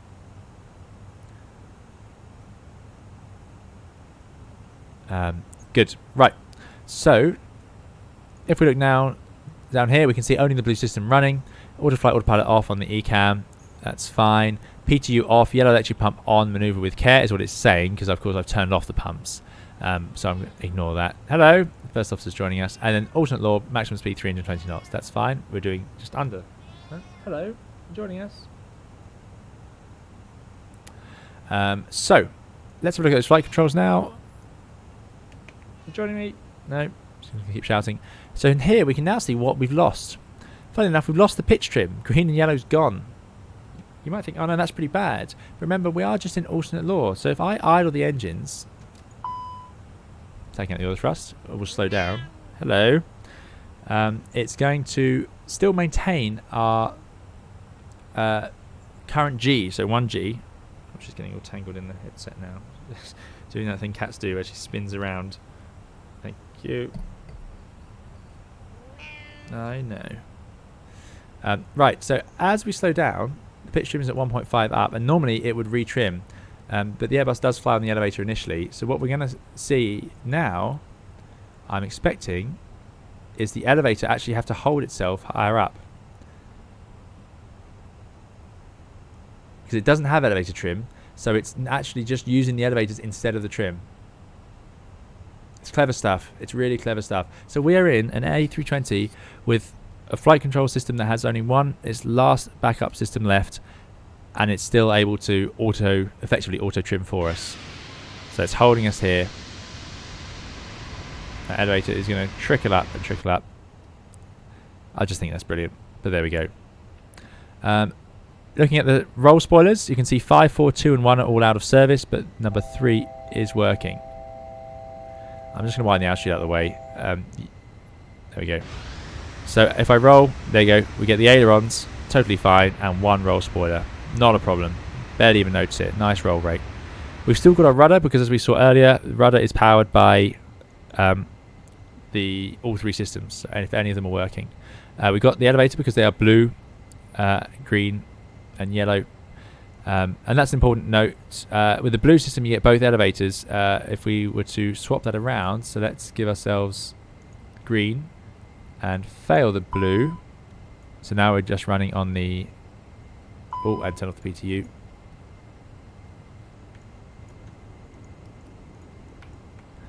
There we go. We're now running on just the green system. And what you'll see here is different. So now we have the outer spoiler only. We do have both ailerons, because the ailerons are done by green and blue, remember. You don't need to know this, by the way. I'm just sort of... she's left now. The cat's left. So now the... yeah, look at that. So even that much... So that's because my thrust levers are slightly misaligned. So look at that. 1% is enough to get this aircraft gently banking over time. And you do notice that. It is that precise. You need to be to the percentage point. Or it's maybe not the point, but you need to be well within 1% of each other, or you're going to find that the aircraft just gently starts rolling. Like if I was to do that, then it would gently start to roll, which just adds to your capacity. In this situation, by the way, pilot flying will be very busy. Pilot monitoring will be doing a lot of the work, but you need to both be focused on keeping the airplane the right way up. Because, of course, we've got no bank or protections. Oh, actually, no, hold on. Look, now we're into normal law again. Little green dashes there. So we do actually have... Yeah, look, yes, no, it isn't banking. My point is immediately proved wrong. Because, yeah, as I said, we've had a status change of the airplane. Should have done an FNC. If we'd done an FNC, we'd have seen we're back in normal law. So now the airplane is behaving pretty well. Normal law. Again, I have videos on normal and alternate law on the channel. So that's amazing. We're on one hydraulic system, and yet we get normal law. So now we can't... Well, we can stall, but we are still protected in many ways. Auto trim is back. You can see the trimmer running. And we've also got bank protection. So if I roll the aircraft as much as I can, it's going to limit it. There you go. All from one hydraulic system. Amazing.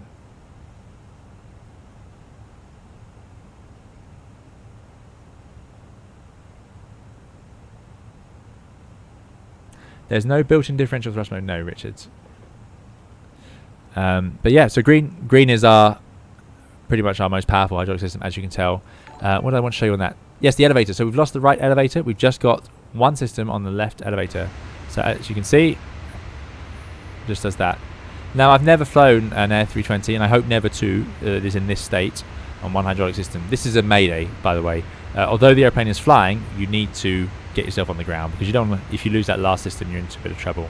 But yeah, look at that. One elevator, the other one's starting to droop. But the Airbus flight control laws will just counteract and maneuver the other controls as it needs to. Really great. So, of course, natural next step, let's just try running on the yellow system.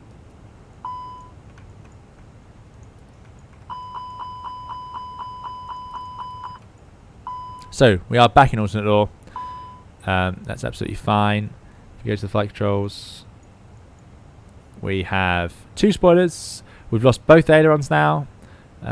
We do have the pitch trim, and we've got one elevator. So this is a pretty serious situation, actually, being on the yellow only. So just that right elevator. Funnily enough, look at that. I'm just going to try that out. So there's a bit of differential now, isn't there? As we maneuver one elevator, the airplane you'd expect to actually roll a little bit, because we're producing lift and drag on this side. Thanks, Gibberish, for the follow. So if I push those down, I would expect it to roll slightly to the left. Very hard to get that done. Now if I pull up, I'd expect it to roll slightly to the right, which it may well be doing ever so slightly. Because remember, it's in direct roll law. So with these armor crosses in alternate law, what that means is it will roll exactly as we tell it to, or as the forces of nature tell it to, I should say. So now if I have differential thrust on without realizing, it will actually roll that way. The real ace guard says, would the inactive aileron droop in real life, or would aerodynamic forces acting on it keep pushing the elevator around? No, there's all sorts that can happen. So there's a big fuel penalty we've got now, but these spoilers may actually drift up. So they're on the back of the wing. If we were at low speeds... By the way, yeah, look at this. So there's ailerons now not doing anything, just the roll spoilers. And now it is slow. Again, I haven't flown a real Airbus, so I can't comment on how accurate this is. But I think a little bit too slow. I think you'd have slightly better control than this, to be honest. Although we are getting slow there. But yeah, if you were to lose speed all the way back to this point, you might find that those spoilers drift up. Or there's lots of different aerodynamic forces that could do that to them. So they can actually drift up and then start producing drag. Now you've got to be careful here because you could, of course, actually stall. Still no pitch power couple. The Airbus is still using its G loading for the pitch, which I think is just amazing. But there we go. Right, and of course we all want to see what happens if we have no hydraulic system. Now this is a ludicrously unlikely scenario. You'd have to have lost the fluid in all three systems. There you go, man pitch trim only, and we know even that's not going to work.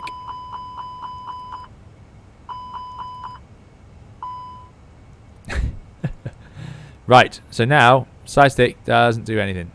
Not doing anything. The pitch trim is just where it was last. It's not going to run. And as we can see here, we've lost all spoilers. We've lost ailerons, which are drooping. Again, entirely possible. And they could start to produce a force. The elevators were stuck at a different angle because of the last fault we had. That's not good. But there we go. So it is actually rolling away. So what I'm going to do, I'm just going to give it the blue, green, yellow, blue. Let's just give it the systems back for a second.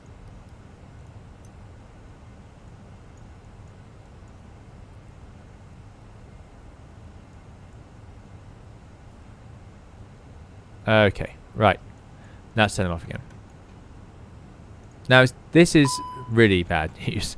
It's also quite unlucky. For example, it's all going to depend on what speed this happened at as to how the trim of the aircraft is set up. Nick says, I don't know who's flying this, but my dinner's now in my lap. Indeed. Indeed it would be. So here's the problem, and this is a big problem.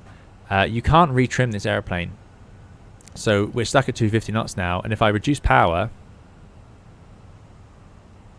nose is going to gently drop, and we're going to potentially accelerate, and then it will sort of rebalance out at sort of 250-ish knots. If I add power, it's going to go up. So we can control the airplane, and this is just on the engines. We've got nothing else.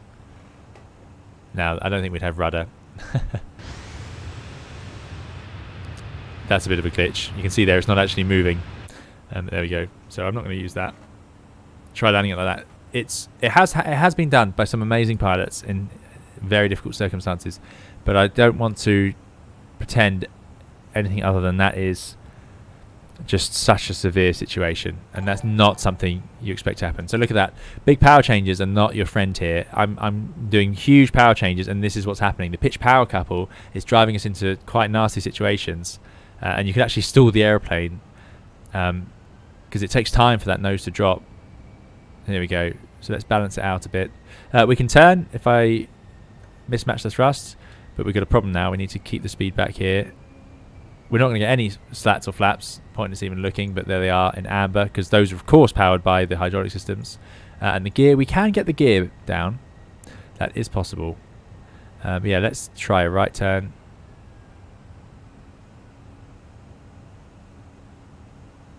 But as you can see, big oscillating arcs that you need to get out of. And then if you try and land it like this, the speed is going to be your real issue. You just can't slow down. You can't retrim, and you can't get any flaps or slats out. And this has unfortunately happened to people, but again, incredibly rare. The real reason you'd be sat like this is just while you're trying to fix a problem and get a system back online. So you'll be like this. Again, I don't think you'd be like this. This is such a ludicrously unlikely situation. I can't think how you'd end up unless you did some wrong switches or something. And then you'd hope to get a system back online. And then, as we saw, any one system, jobs are good. You've got your airplane back. Great news. Now, like I say, I'm sure there's things in this that let's put it all back on.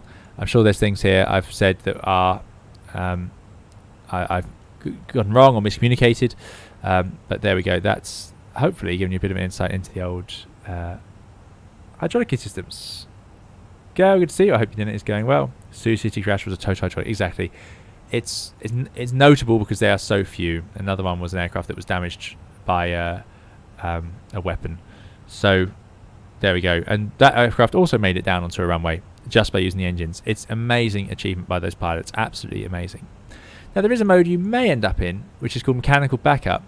Now that is good fun. Let's turn off all the flight control computers. I say good fun, I don't mean that, but this is...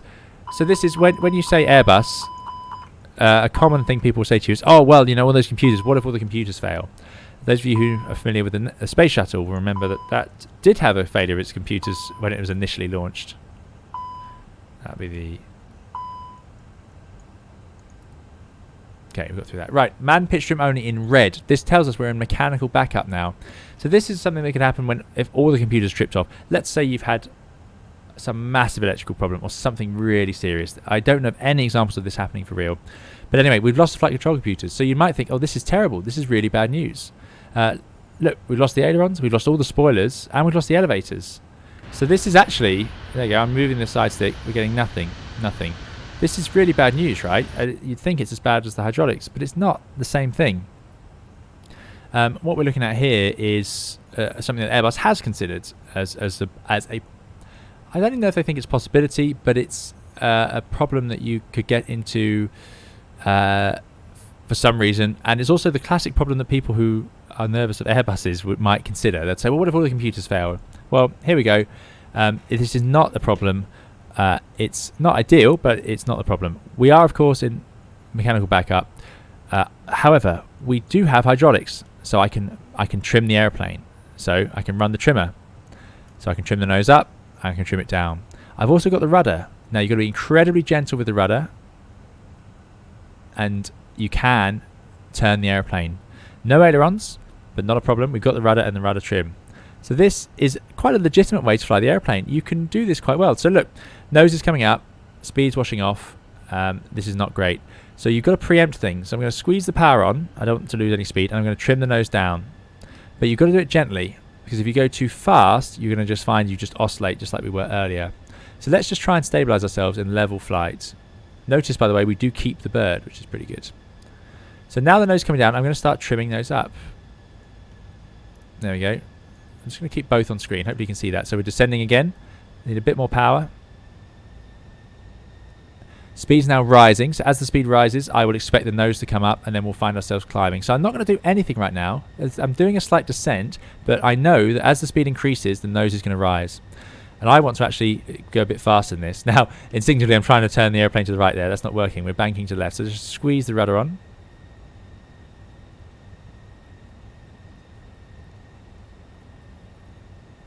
The space shuttle that had those problems, it had 5 redundant flight control computers. Well, the Airbus needs only one of these computers. We've got 7. There is, in one configuration, you may actually need 2, but mostly you just need one of them to be working.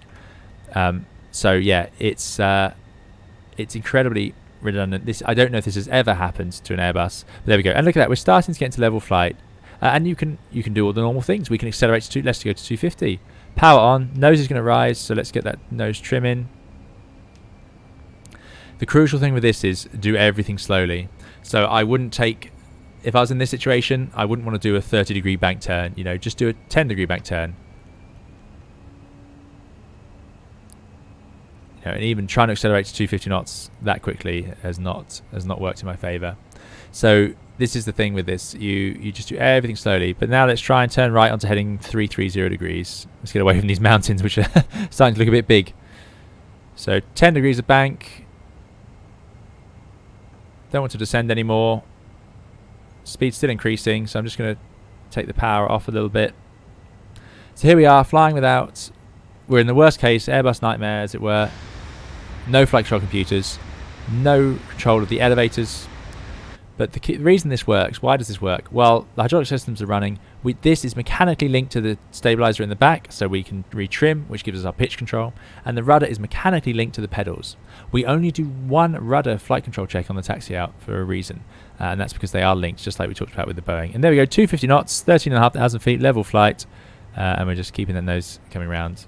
Might just do a bit of a retrim to keep it here.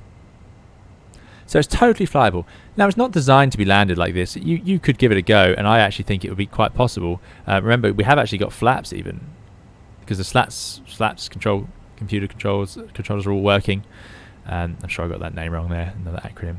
But yeah, it's doable. And the main reason you'd fly around like this is just until you can get a flight control computer online. So a sec. There you go. Spoilers and elevator control. So one of those, and look, I have gained elevators and I've gained spoilers. So suddenly, back in an airplane. Look at that. One computer. That's all we need. And these are all made by all sorts of different companies and so on. They're very clever. ELAC, elevator and aileron control. So one of those will give us ailerons and the elevator. So ailerons, elevator. We're in a functioning airplane. Flight augmentation computers are slightly different. They won't provide on their own enough to control the aircraft fully, but we can already control the aircraft even without it. So yeah, you've got to be very careful. By the way, you would never just turn these off and on in flight. You would follow the ECAM. For example, the ECAM may tell you not to turn one of them back on. It may, so you follow it word for word. You don't just make it up. What we're doing here is we're just sort of showing you these different things. But in the real aircraft, for example, resetting one of these computers in the wrong way could generate a flight control twitch or something like that you weren't expecting. Now, typically that's more likely to happen if you did it with the circuit breakers, which you definitely do not touch. But anyway, there we go. Right. Factory rudder trim, as I understand it. Indeed. The flight augmentation computers are slightly different. They provide things like speed limits and overspeed and all this sort of stuff. Vigorous Gibberish says, what if the ECAM fails? Is there paper under the seat? Indeed there is. It's in your electronic flight bag now. But ECAM failing, what does that actually mean, you know? Let's look at some electrical faults to sort of talk about that. How's it going, everyone? Are you enjoying this? We don't normally do streams like this. So thank you for joining me. But yeah, let me know what you think. Is this sort of thing that you like, or is this a bit vague? Because if I did this as a video, I can be very precise and talk through in absolute or more detail on the fault. But what I'm trying to do is give you just a general sense of the aircraft. So you know, it's up to you guys whether this is the sort of thing you like.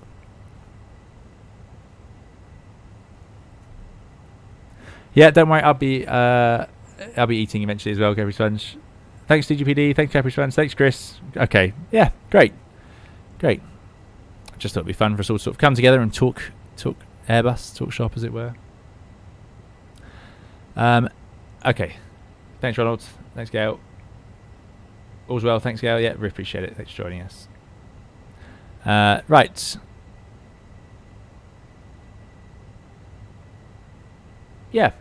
Yeah, videos on the deeper topics. Exactly. Yeah, I can absolutely see that. Let's see about the scale. Oh yeah, there's our airport. So we'll head round back over there. So next thing, let's have a look at some electronic failures. So you're all asking what happens if the ECAM fails. That's quite a popular question, and I can understand why, because I keep referencing it. So the classic failure. Goodness me. Now again, I'm going to put the airplane back into a normal situation. Let's climb.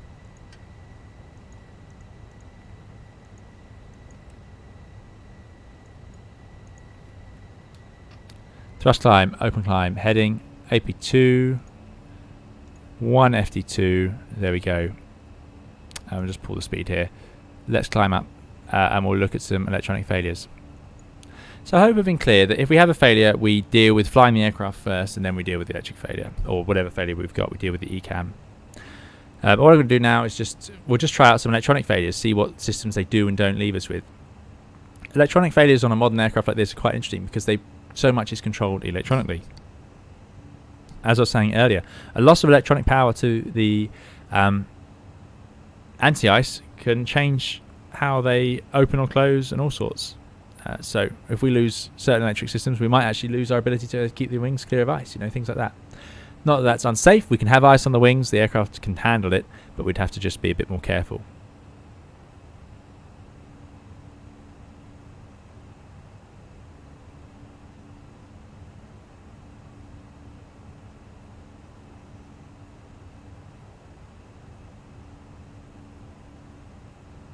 So I'm just climbing up to be a little bit higher up. Right, electrical failures. So I can immediately tell you ones that are bad news on here. DC essential, DC battery. So if it says essential, it is. So yeah, quick summary: electronics on the Airbus. or modern airliners. Now, I barely understand these, so my summary is already a summary of my pretty low level of knowledge. I'm not an electrician. Electricity is a mystery to me. But these bus bars, as you see, AC1, AC Essential, these are represented here. Now, what they don't show you is all the things plugged into them. So each of these bus bars has connected to it and provides power to the certain systems. So AC1 provides certain systems, DC1 provides other systems. Okay, so these bus bars are like those plug extension sockets with lots of different plugs on. So you can plug in all your different devices into the bus bar. The reason we have lots of different bus bars is so that they're separated. So if one bar fails or is no longer provided with power, we still have electrical power to some other systems. Airbus have painstakingly, I'm sure, put all the systems apart from each other in a sensible way so that if we have failures, we still have what we call redundancy, i.e. if something fails, then we have another version of it sitting around. So let us see if we can fail. So turning off a generator is just a non-event in the A320. Generator 1 offline. Generator 1 offline. It did have an arrow feeding AC1. That's gone, and instead generator 2 is feeding AC2 and AC1, and we get the ECAM warning. But we're still in normal law. Everything else is absolutely fine. So that's no problem. But what's a little bit more exciting is going to be if we were to lose something like an essential bar. So you can see here we have AC Essential, DC Essential. These two bus bars are fed even if we lose all electrical power. They're actually fed by the ram air turbine, which is modelled. It is modelled. The DC1, DC2, AC1, AC2 are not considered as important. So things that are connected to things like the DC and AC Essential will be our PFD over here, for example. So if you end up in emergency electrical config, which is considered the sort of worst case scenario, you'll actually have your DC BAT, your DC Essential, and your AC Essential all connected, and everything else will be pretty much gone. Hotbus is a system that is connected directly into the batteries.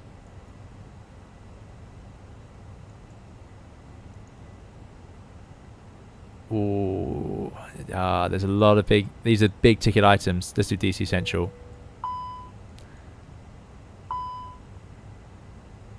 There you go. Last caution. So here we go. Classic. Let's fly the airplane. So what have we actually got? Well, you look on your PFD and you need to look at your flight mode enunciators to figure it out. Thrust lock. That tells me the auto thrust has failed. So I'm going to move the donuts to where they were, and now I've got control of the thrust. Alt and heading are in, and the autopilot's still in. Flight directors are in, but we've lost flight director 1. Strange. Why have we lost flight director 1? Suggests we've probably lost FMGC 1. As you can see, I've also not got my map. We are level at 20,000 feet. We are in normal law, so that's all good news. Doing 240 knots in manual thrust, so that's all quite fine. So that, we're just getting an idea of what's happened to our aircraft. Now, opposite FMGC in progress. So we have lost our FMGC. It sounds like there's someone flying near us.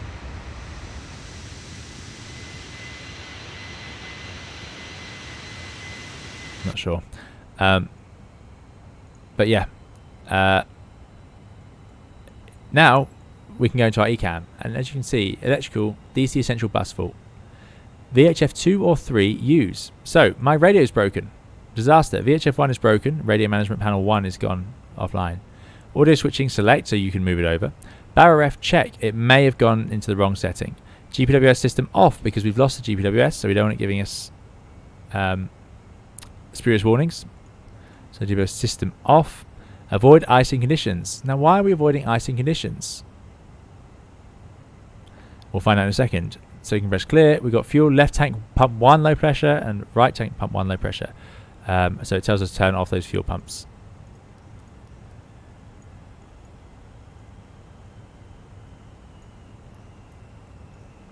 Let me clear that out.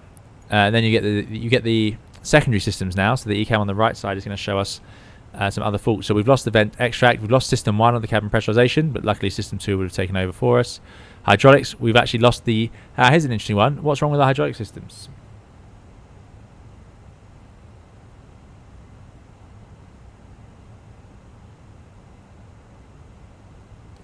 Naze asks, I have a question. Autopilot control rudder only, or only the rudder trim?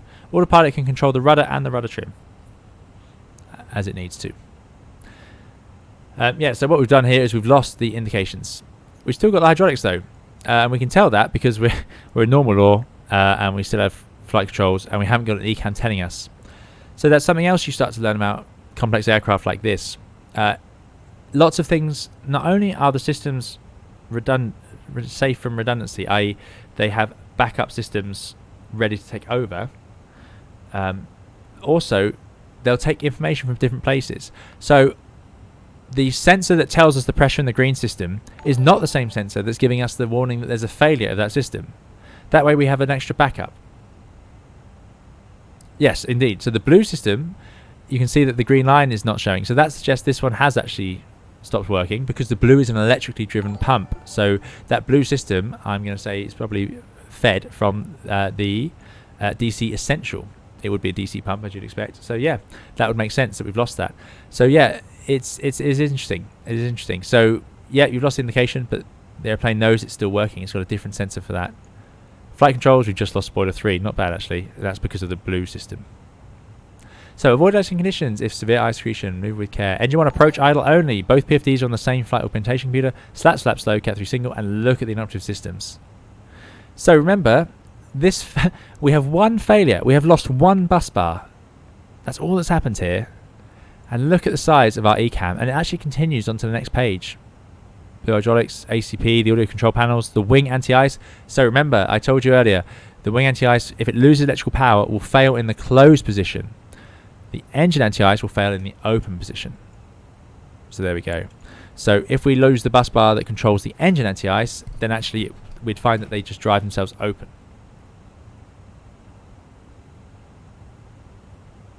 Papa Alpha Tango, thanks for the follow, and Mac92. So there we go. Reverser 2, cabin pressure system 1, vent extract goes on.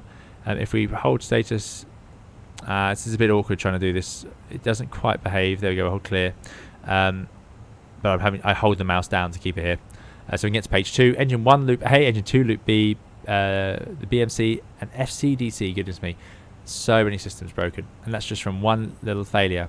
And the reason is the DC Central actually holds some of our most important systems in case of that loss of all electrical power that I talked about earlier. So let's restore that.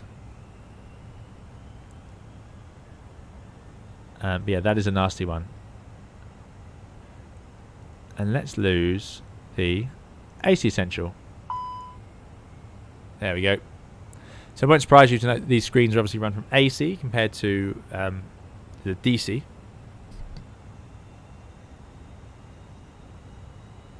So this is fun because we've lost our screens. So how do we do our ANC, FNC that we talked about earlier? We can't. You're probably going to give control over. Time for the co-pilot to do some flying because yeah, we've actually got our screens. So there we go. Autopilot 2, we are in normal law. Still no auto thrust. Might try it out. Yeah, auto thrust is back. Speed to, let's do 250 knots. 20,000 feet auto thrust. That's all good. Good, right. Yeah, and then put it down the ECAB. AC central feed alternate. So that's actually automatic on most these days. That would turn on its own, but we've actually failed the bus bar, so that hasn't worked. System state off. Autoflight FAC 1 fault off and on. If successful, off. So when you trip off the AC, you actually lose the FAC, but it should reset, which it does. Brilliant modeling. Yeah, that's just great. So we got rid of that. ATC system 2 and TCAS for other travel limiters, and that's it. And now we talked earlier, what if I lose my ECAM? Well, this is the sort of thing you're talking about there, where you've lost the screen, and we still get it. It's still here. It's just down here now. I can press system status, and I can get to it, and I can see the problems we've got. Again, loads of things wrong. Wing anti-ice is still inoperative, and all sorts of other things, but there we go. Thrust limit penalty. That's an unusual one. There we go. So that means we need to take into account our thrust limits. But there we go. So it appears on this screen. Now, out of curiosity, and again, it's getting a bit daft if you go this far. Let's see if it's on here.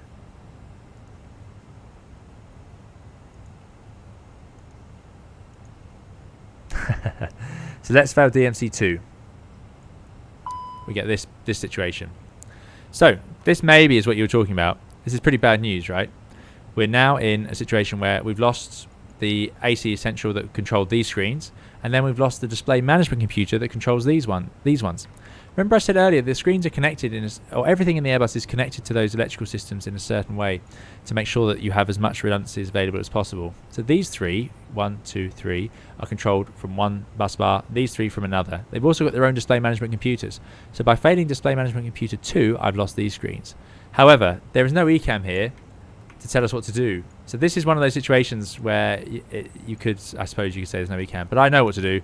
Invalid data. If I put the DMC, it's on norm, display management computer, I can put flight FO to 3. And now that I'm using the third computer. So you can see how many levels of redundancy we have. It's quite ridiculous. By the way, putting it to 1 doesn't work, of course, because the captain's side isn't running. Interestingly, it does provide the screen down here. I imagine that's because this is powered in this case because these are lost, but there we go.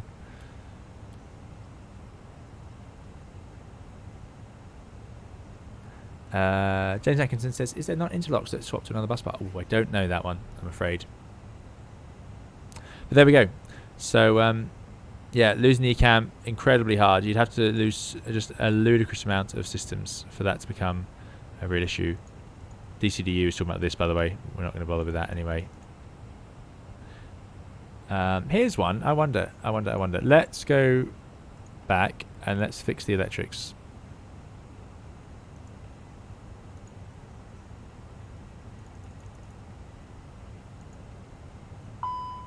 Yeah, it's impressive stuff. This is an impressive simulator. So I'm getting master warnings there. So I would definitely check that and run another Aviate Navigate Communicate. Check what's going on here. Vigorous says, silly question that's more directed at airline and glass cockpits in general, but is there an equivalent to a turn coordinator? There absolutely is.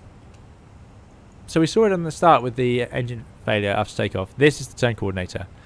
So I'll just take out the autopilot, and then if I move the rudder, and you see it go off to the left. So that's the turn coordinator. However, with jet aircraft like this, you really don't need to, you're not going to be using the rudder in flight unless you have an engine failure. We don't need to coordinate turns in the same way.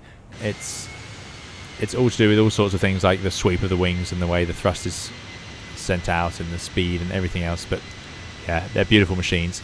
They also have yaw dampers, and the Airbus has, its flight control laws. So in the A320 family, it actually coordinates for you anyway.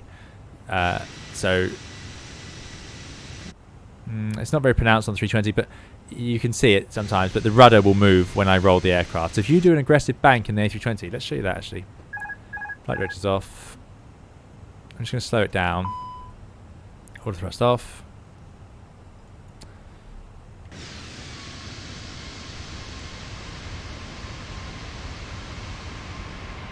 See if we can see it. I'm just going to raise the nose, just get the speed back. And then perhaps a bit high and fast for it to really show up. But you can feel it. If you maneuver the roll of the A320 a bit too aggressively, you will actually feel the nose sort of swing round. It coordinates it. It's why if you're flying an approach in windy conditions and you're sort of doing this too much, it's a bit at the back of the airplane, and you'll feel that because you'll feel that rudder maneuvering. But I don't think it's going to show up in this case because it's probably not having to move very much. Maybe we'll see again later if we can see that. Right, so let's do out star. So speed out star, heading 1 FD2. Let's just go down to 18. There we go. Good. Right. So, can someone remind me what I was doing? I was going to fail something, wasn't I? I was going to fail the screens, the ECAM. So that was something I was curious about, to see what it would do. So let's fail the ECAM upper and the ECAM lower.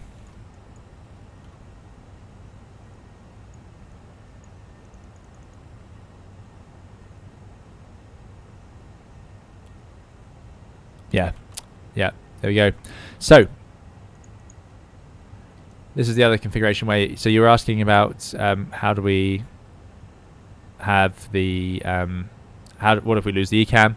So we've seen already that we can lose almost all the screens and still have access to the ECAM. Let's say these screens have totally failed for some reason. So first of all, the upper screen where the ECAM instructions normally are, that fails. He says. I did it a second ago. Let's just try and return. It's doing very well, I've got to say, this simulator. The amount of issues we are giving it.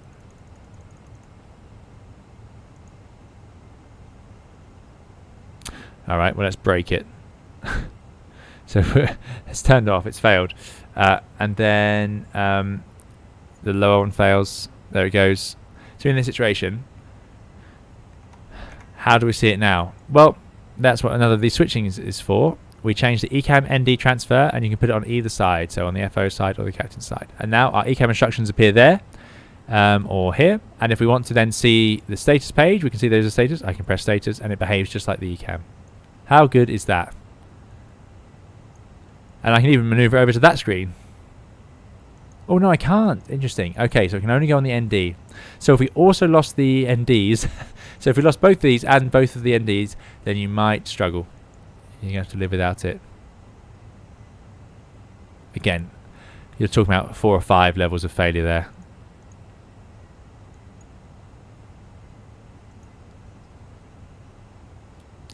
And I would suggest in that situation, you'll probably be looking at getting yourselves land. And you could do that based on the PFD. Right. Right. I suppose we've been going for 2 hours. This is probably a suitable time to head back and fly an approach into Christchurch. Should we do that? And then we can all go and get some dinner. We've already... No, we haven't done Christchurch, have we, on stream? What should we fly? Anything exciting in Christchurch that we have to do? Oh, that looks quite fun.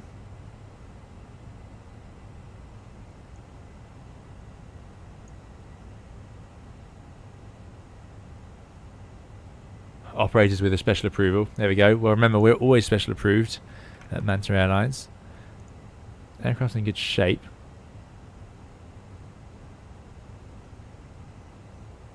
Okay, yeah, brake failure. Okay, let's have a look. So let's just set up an arrival. Bit of a tailwind, but let's see. Let's see. Does it have the RMP for 02?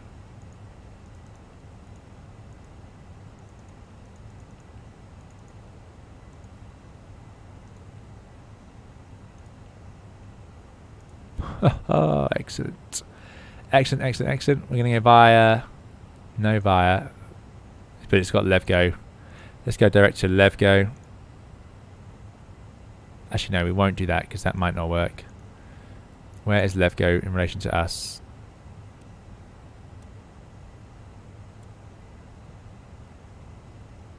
Let's go to Cadet. Then Cadets to LevGo. So yeah, we'll do this and then we'll look at a brake failure.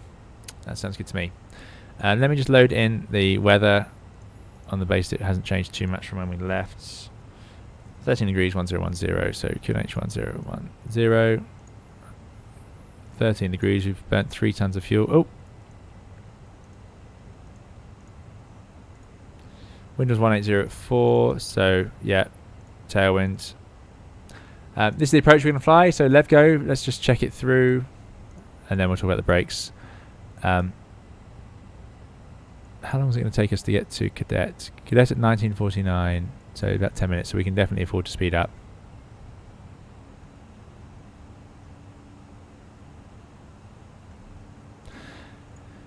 Good, so let's see.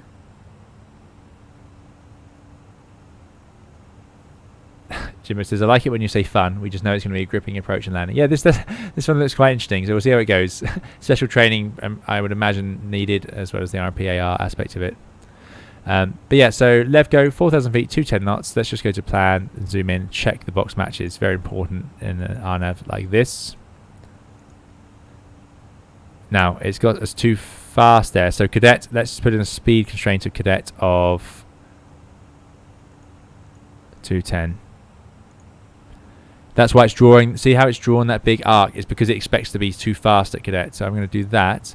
What I can also do is tell it to overfly cadet so that it doesn't undershoot and get confused like that. So if I put an overfly at cadet,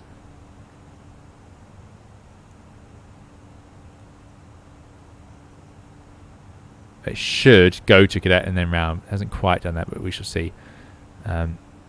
Anyway, from LevGo, I'm going to actually I'll do this manually when we get there, and we'll go direct to LevGo to make sure we get it right. It's probably from somewhere here. LevGo, then round down to CH846,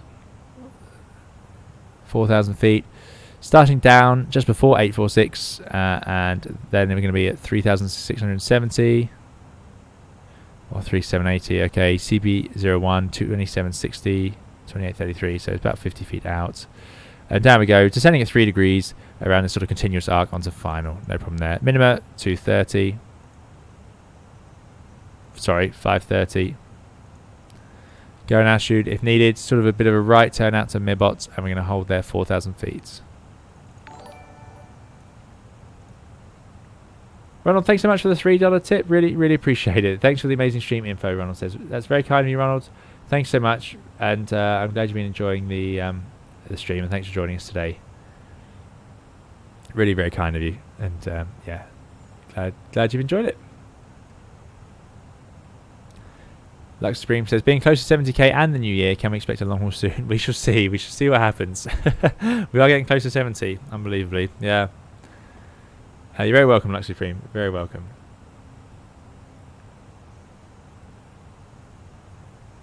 Right. Let's see if I can turn that on. We are hurtling towards that arrival. Good.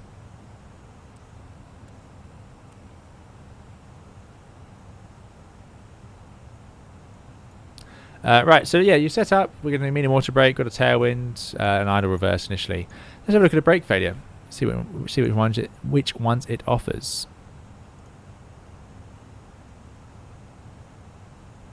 To make gear. So yeah, BSCU not so exciting.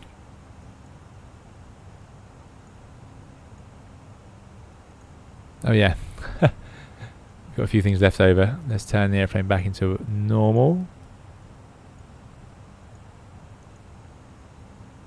We're interested or not, but that's fine. Avoid answering conditions. So yeah, BSCU 1 hasn't really triggered anything.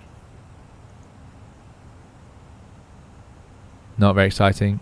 2. There we go. Normal brakes fault. So again, there's redundant systems, so there's 1 and 2. Doesn't matter that we've lost 2. We now are into alternate brakes. So brakes, normal brake fault. That's all we get. And on here, you can see alternate. We've got the yellow brake systems with anti-skid. So now, remember these little needles down here? As I squeeze the brake pedals, you can see the brakes applying. In normal brake systems, so if we just have a normal brake system available, as I squeeze the brakes, these needles don't move. These show us when the yellow system is applying pressure to the brakes. So yeah, so in this case, we're just braking using the yellow system. We have anti-skid available. It says with anti-skid. So I can use these brakes like normal. In older aircraft that don't have these modified brakes, then actually you'd have to limit it. You'd lose the anti-skid, and you'd have to limit it to 1,000 psi. You can prefer the auto brake. That's not so exciting. Let's give ourselves normal brakes, but fail the brake. There you go. It does know. Brakes released. Alternate left released. So for this, you'd go into the landing distance procedure. There is a QRH or a performance procedure for this that will tell you how long your landing distance is going to be with one of the brakes released. So it will extend your landing distance. No surprise really there.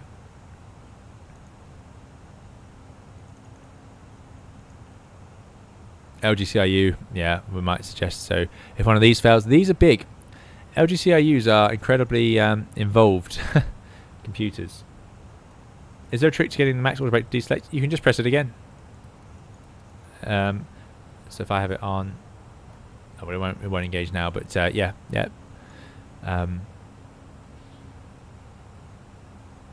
James says, I'd love to fly along on a long haul. Been wanting to try one for ages, but not sure I have the patience. No, they're quite something. I need a better seat if I'm going to sit there for that long again.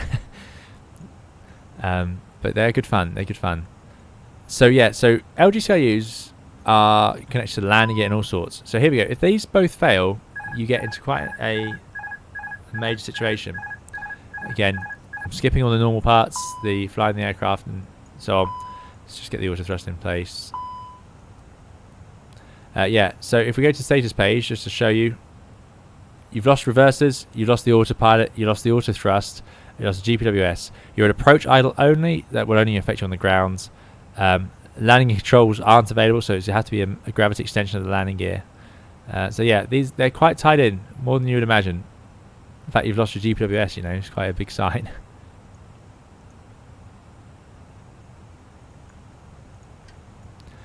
AP1. Speeds, autopilot 1, auto thrust. Good.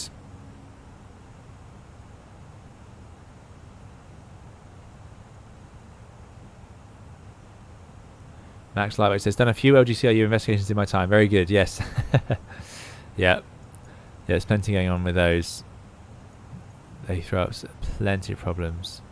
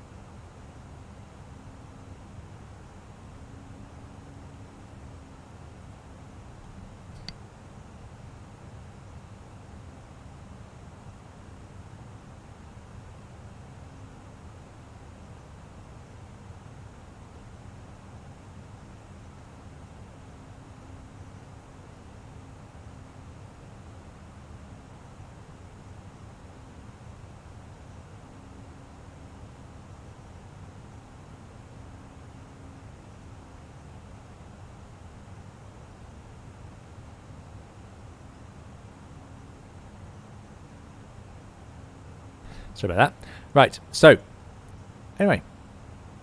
Is the trim wheel mechanically linked? It is indeed. No, we don't deploy reversers in midair. I can show you what would happen if you tried. Engine reverse set, thrust lever, forward thrust. The Airbus isn't going to let you do that. Nothing happens.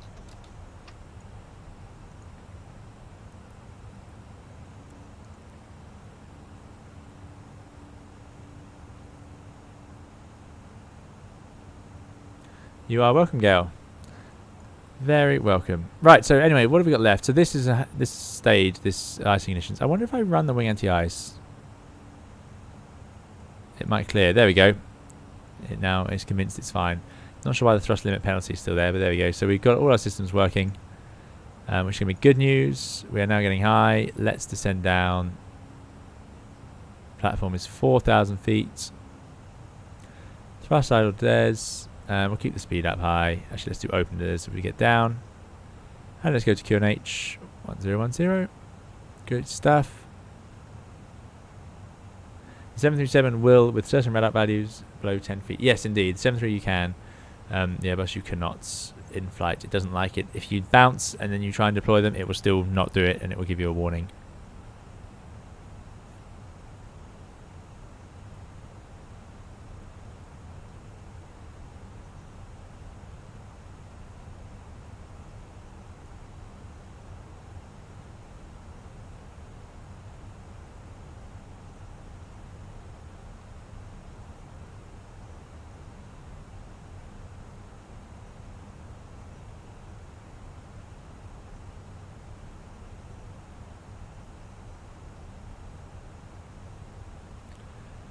Good, right. Well, this should be quite a fun approach. Looking forward to this one. We are incredibly high and fast. Speed brakes out. Terrain on.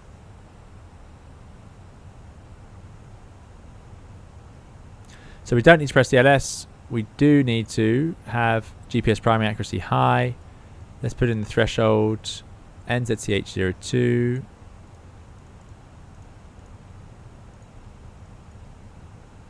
stuff.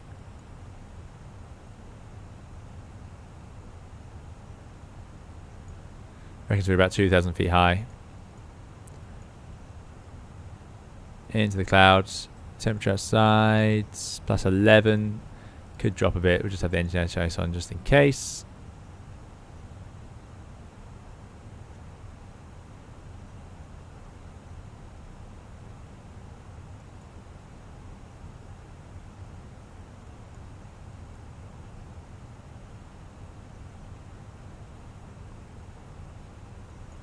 Right, I'm just going to vector us because I don't want to go flying around like that. So we'll just go off to the right a bit, lose a bit of altitude.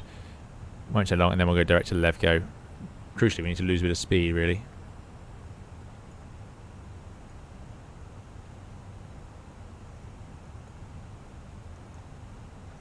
Don't know why speed brake is flashing.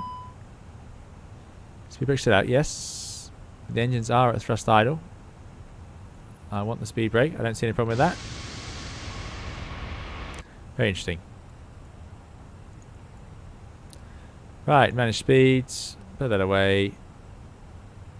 Direct to... we can go back to cadet then. That should work out. Right, we can go direct to left go.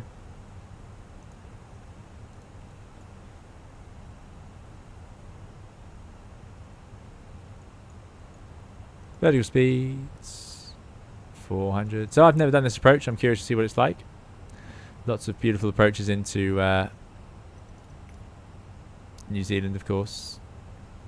Put the camera in the right place. Actually, no, I have to leave it there. A bit of a gloomy flight in, unfortunately. Won't get much of the views we're hoping for. Those passengers don't truly know how intense this flight's been so far. And here we are, shortly to arrive at Levgo. Fly around. Lovely.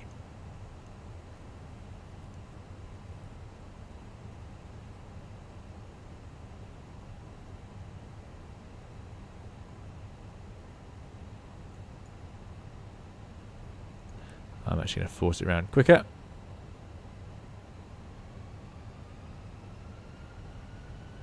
Ah, I didn't know it was in New Zealand that was next. Very good. That would be very good. FA-18 going to check us out.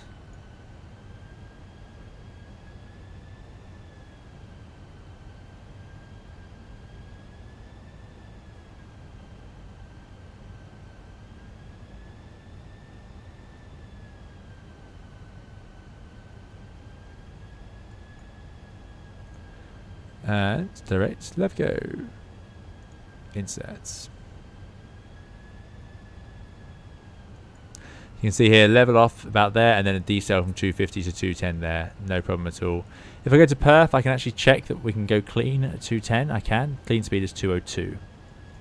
Useful information. There's that star. There's the rain. 14 degrees. It is warm enough. Engine anti-ice off. The only thing to note is we now have no ignition. Engine anti-ice on will give us ignition. Or it should. Maybe not on the CFMs. And then if we put that to ignition, we can also bring it up. There it is. I like the range sounds. That's very good. We're just staying in Christchurch. So yeah, the overlay doesn't have it, I'm afraid.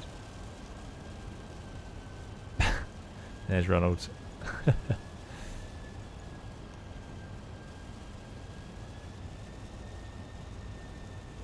So our descent point is going to be the CH846. So after lev go, I'm going to arm the approach and let it fly that RNAV.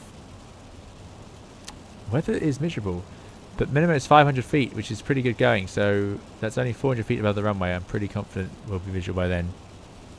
We'll find out. Let's get the Lights on. Passengers are still strapped in. I'm sure none of them will be getting up after what's been going on. Back to 210. That's great.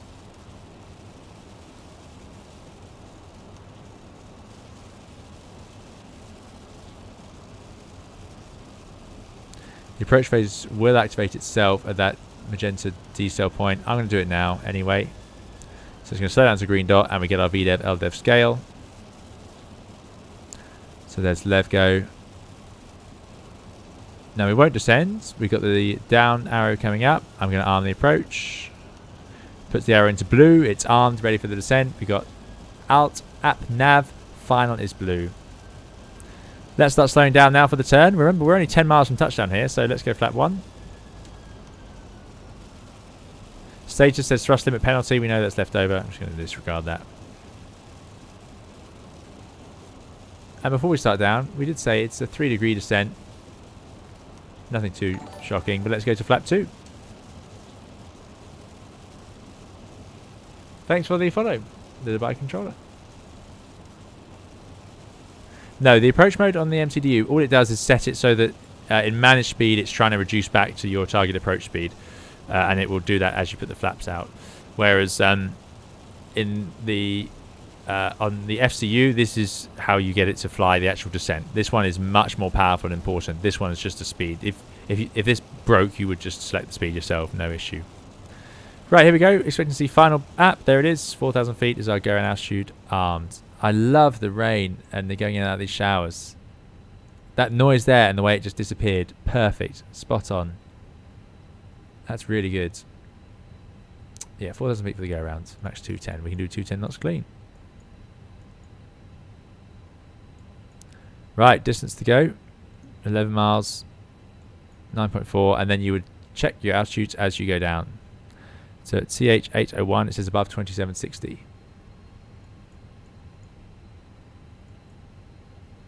Let me just start my replay software.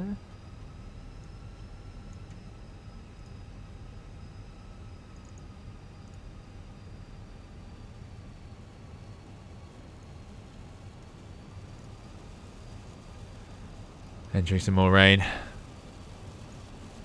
So 801 above 2760. So yeah, the weather radar doesn't seem to be functioning. WX, set it to calibrated. GCS auto, multiscan auto, system 1 is on. And tilt. Yeah, 5 degrees. No, not showing up.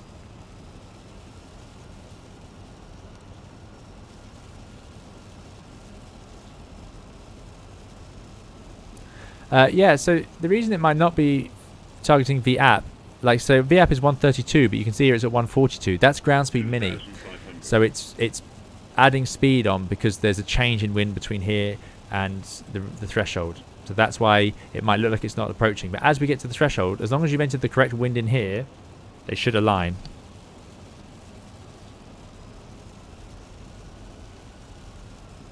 Anyway, let's drop the gear.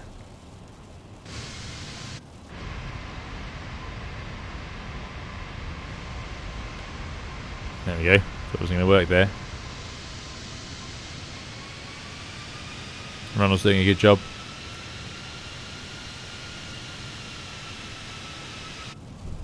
Flaps 3. Flaps full. Arm. Nose lights. There we go. Yeah, temperature 11, so we'll just leave that anti-ice on. 878 above 2,000. We're at, or about at 2,000 really, and there it is. Gentle turn now onto final. So the reason is this wind is light, right? And it's actually a bit of a tailwind onto this runway. But we've got a bit of a headwind here. So this is adding that speed on for that headwind as we point across the runway. As we turn along the runway, that wind's going to die down and sort of line up a bit better. And you'll see this target speed reducing back towards 5 knots above the app. Yeah, I don't know why it's not showing you the F-18, Ronald. It does seem strange, considering I have the F-18. So there we go. Now the wind's across. It's starting to trickle back.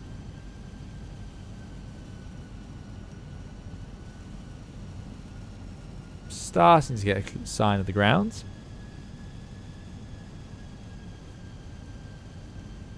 You're very welcome, Psychic Time Lord.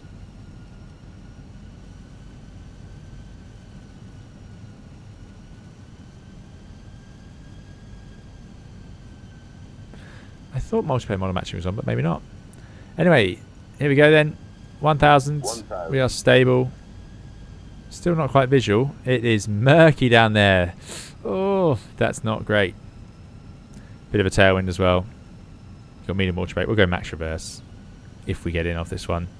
If we need to go around, like we'll go around flaps. Thrust levers will go to toga. Move the flaps up a stage, and then positive climb, gear up. Let it go into nav. Climb to 4,000 feet, enter the hold. We've got 2.3 tons of fuel. Getting lighter on the fuel. No doubt about it. There we go. We are visual.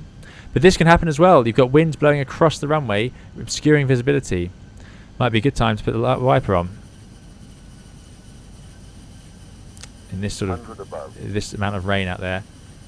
It's incredibly noisy and distracting though. But no one likes using it. Pilots, I've said this before, pilots will do everything to avoid using it. Minimum, let's go autopilot off. Curious as to why it's 4 whites. That would suggest perhaps the QNH is a bit off. There we go. Yeah, a little bit out there on the numbers, but there we go. 3 whites. 100. Let it reverse over the threshold. 50. 40. There it goes. Triple 20. click. Retard. Idle. 5.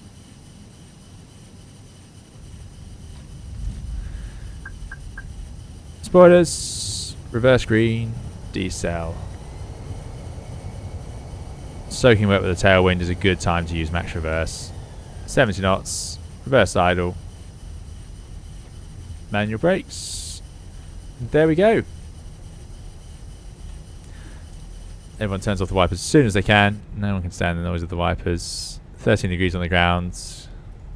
And we'll vacate off to the right. So, what a day this airplane's been through.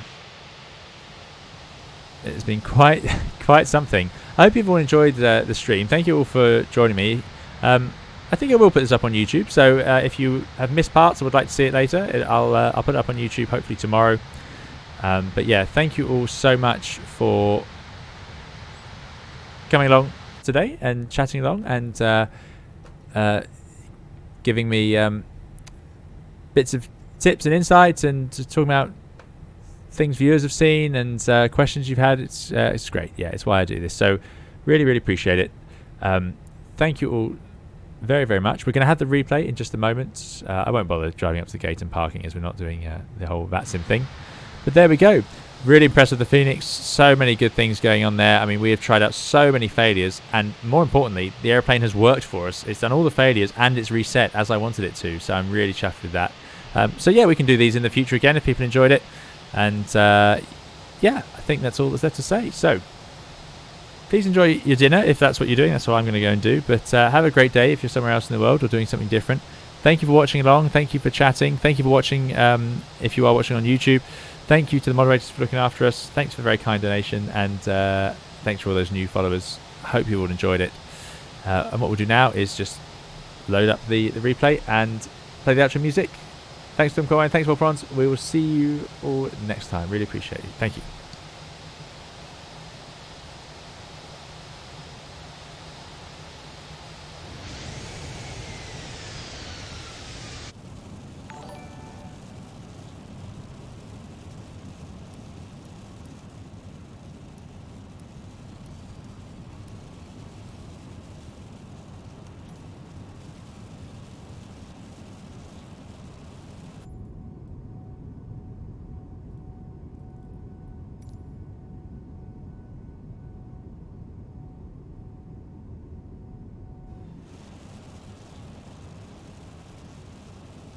Sorry about this. I will get you your replay, I promise. To do that, I'm going to put it on the ground. You get used to this. We have to just stop the replay for a second. Why can't I? Ah, there we go. Get rid of those ground spoilers. Okay, right. Replay. Then we're going to arm the ground spoilers. Speed, Up. speed, speed.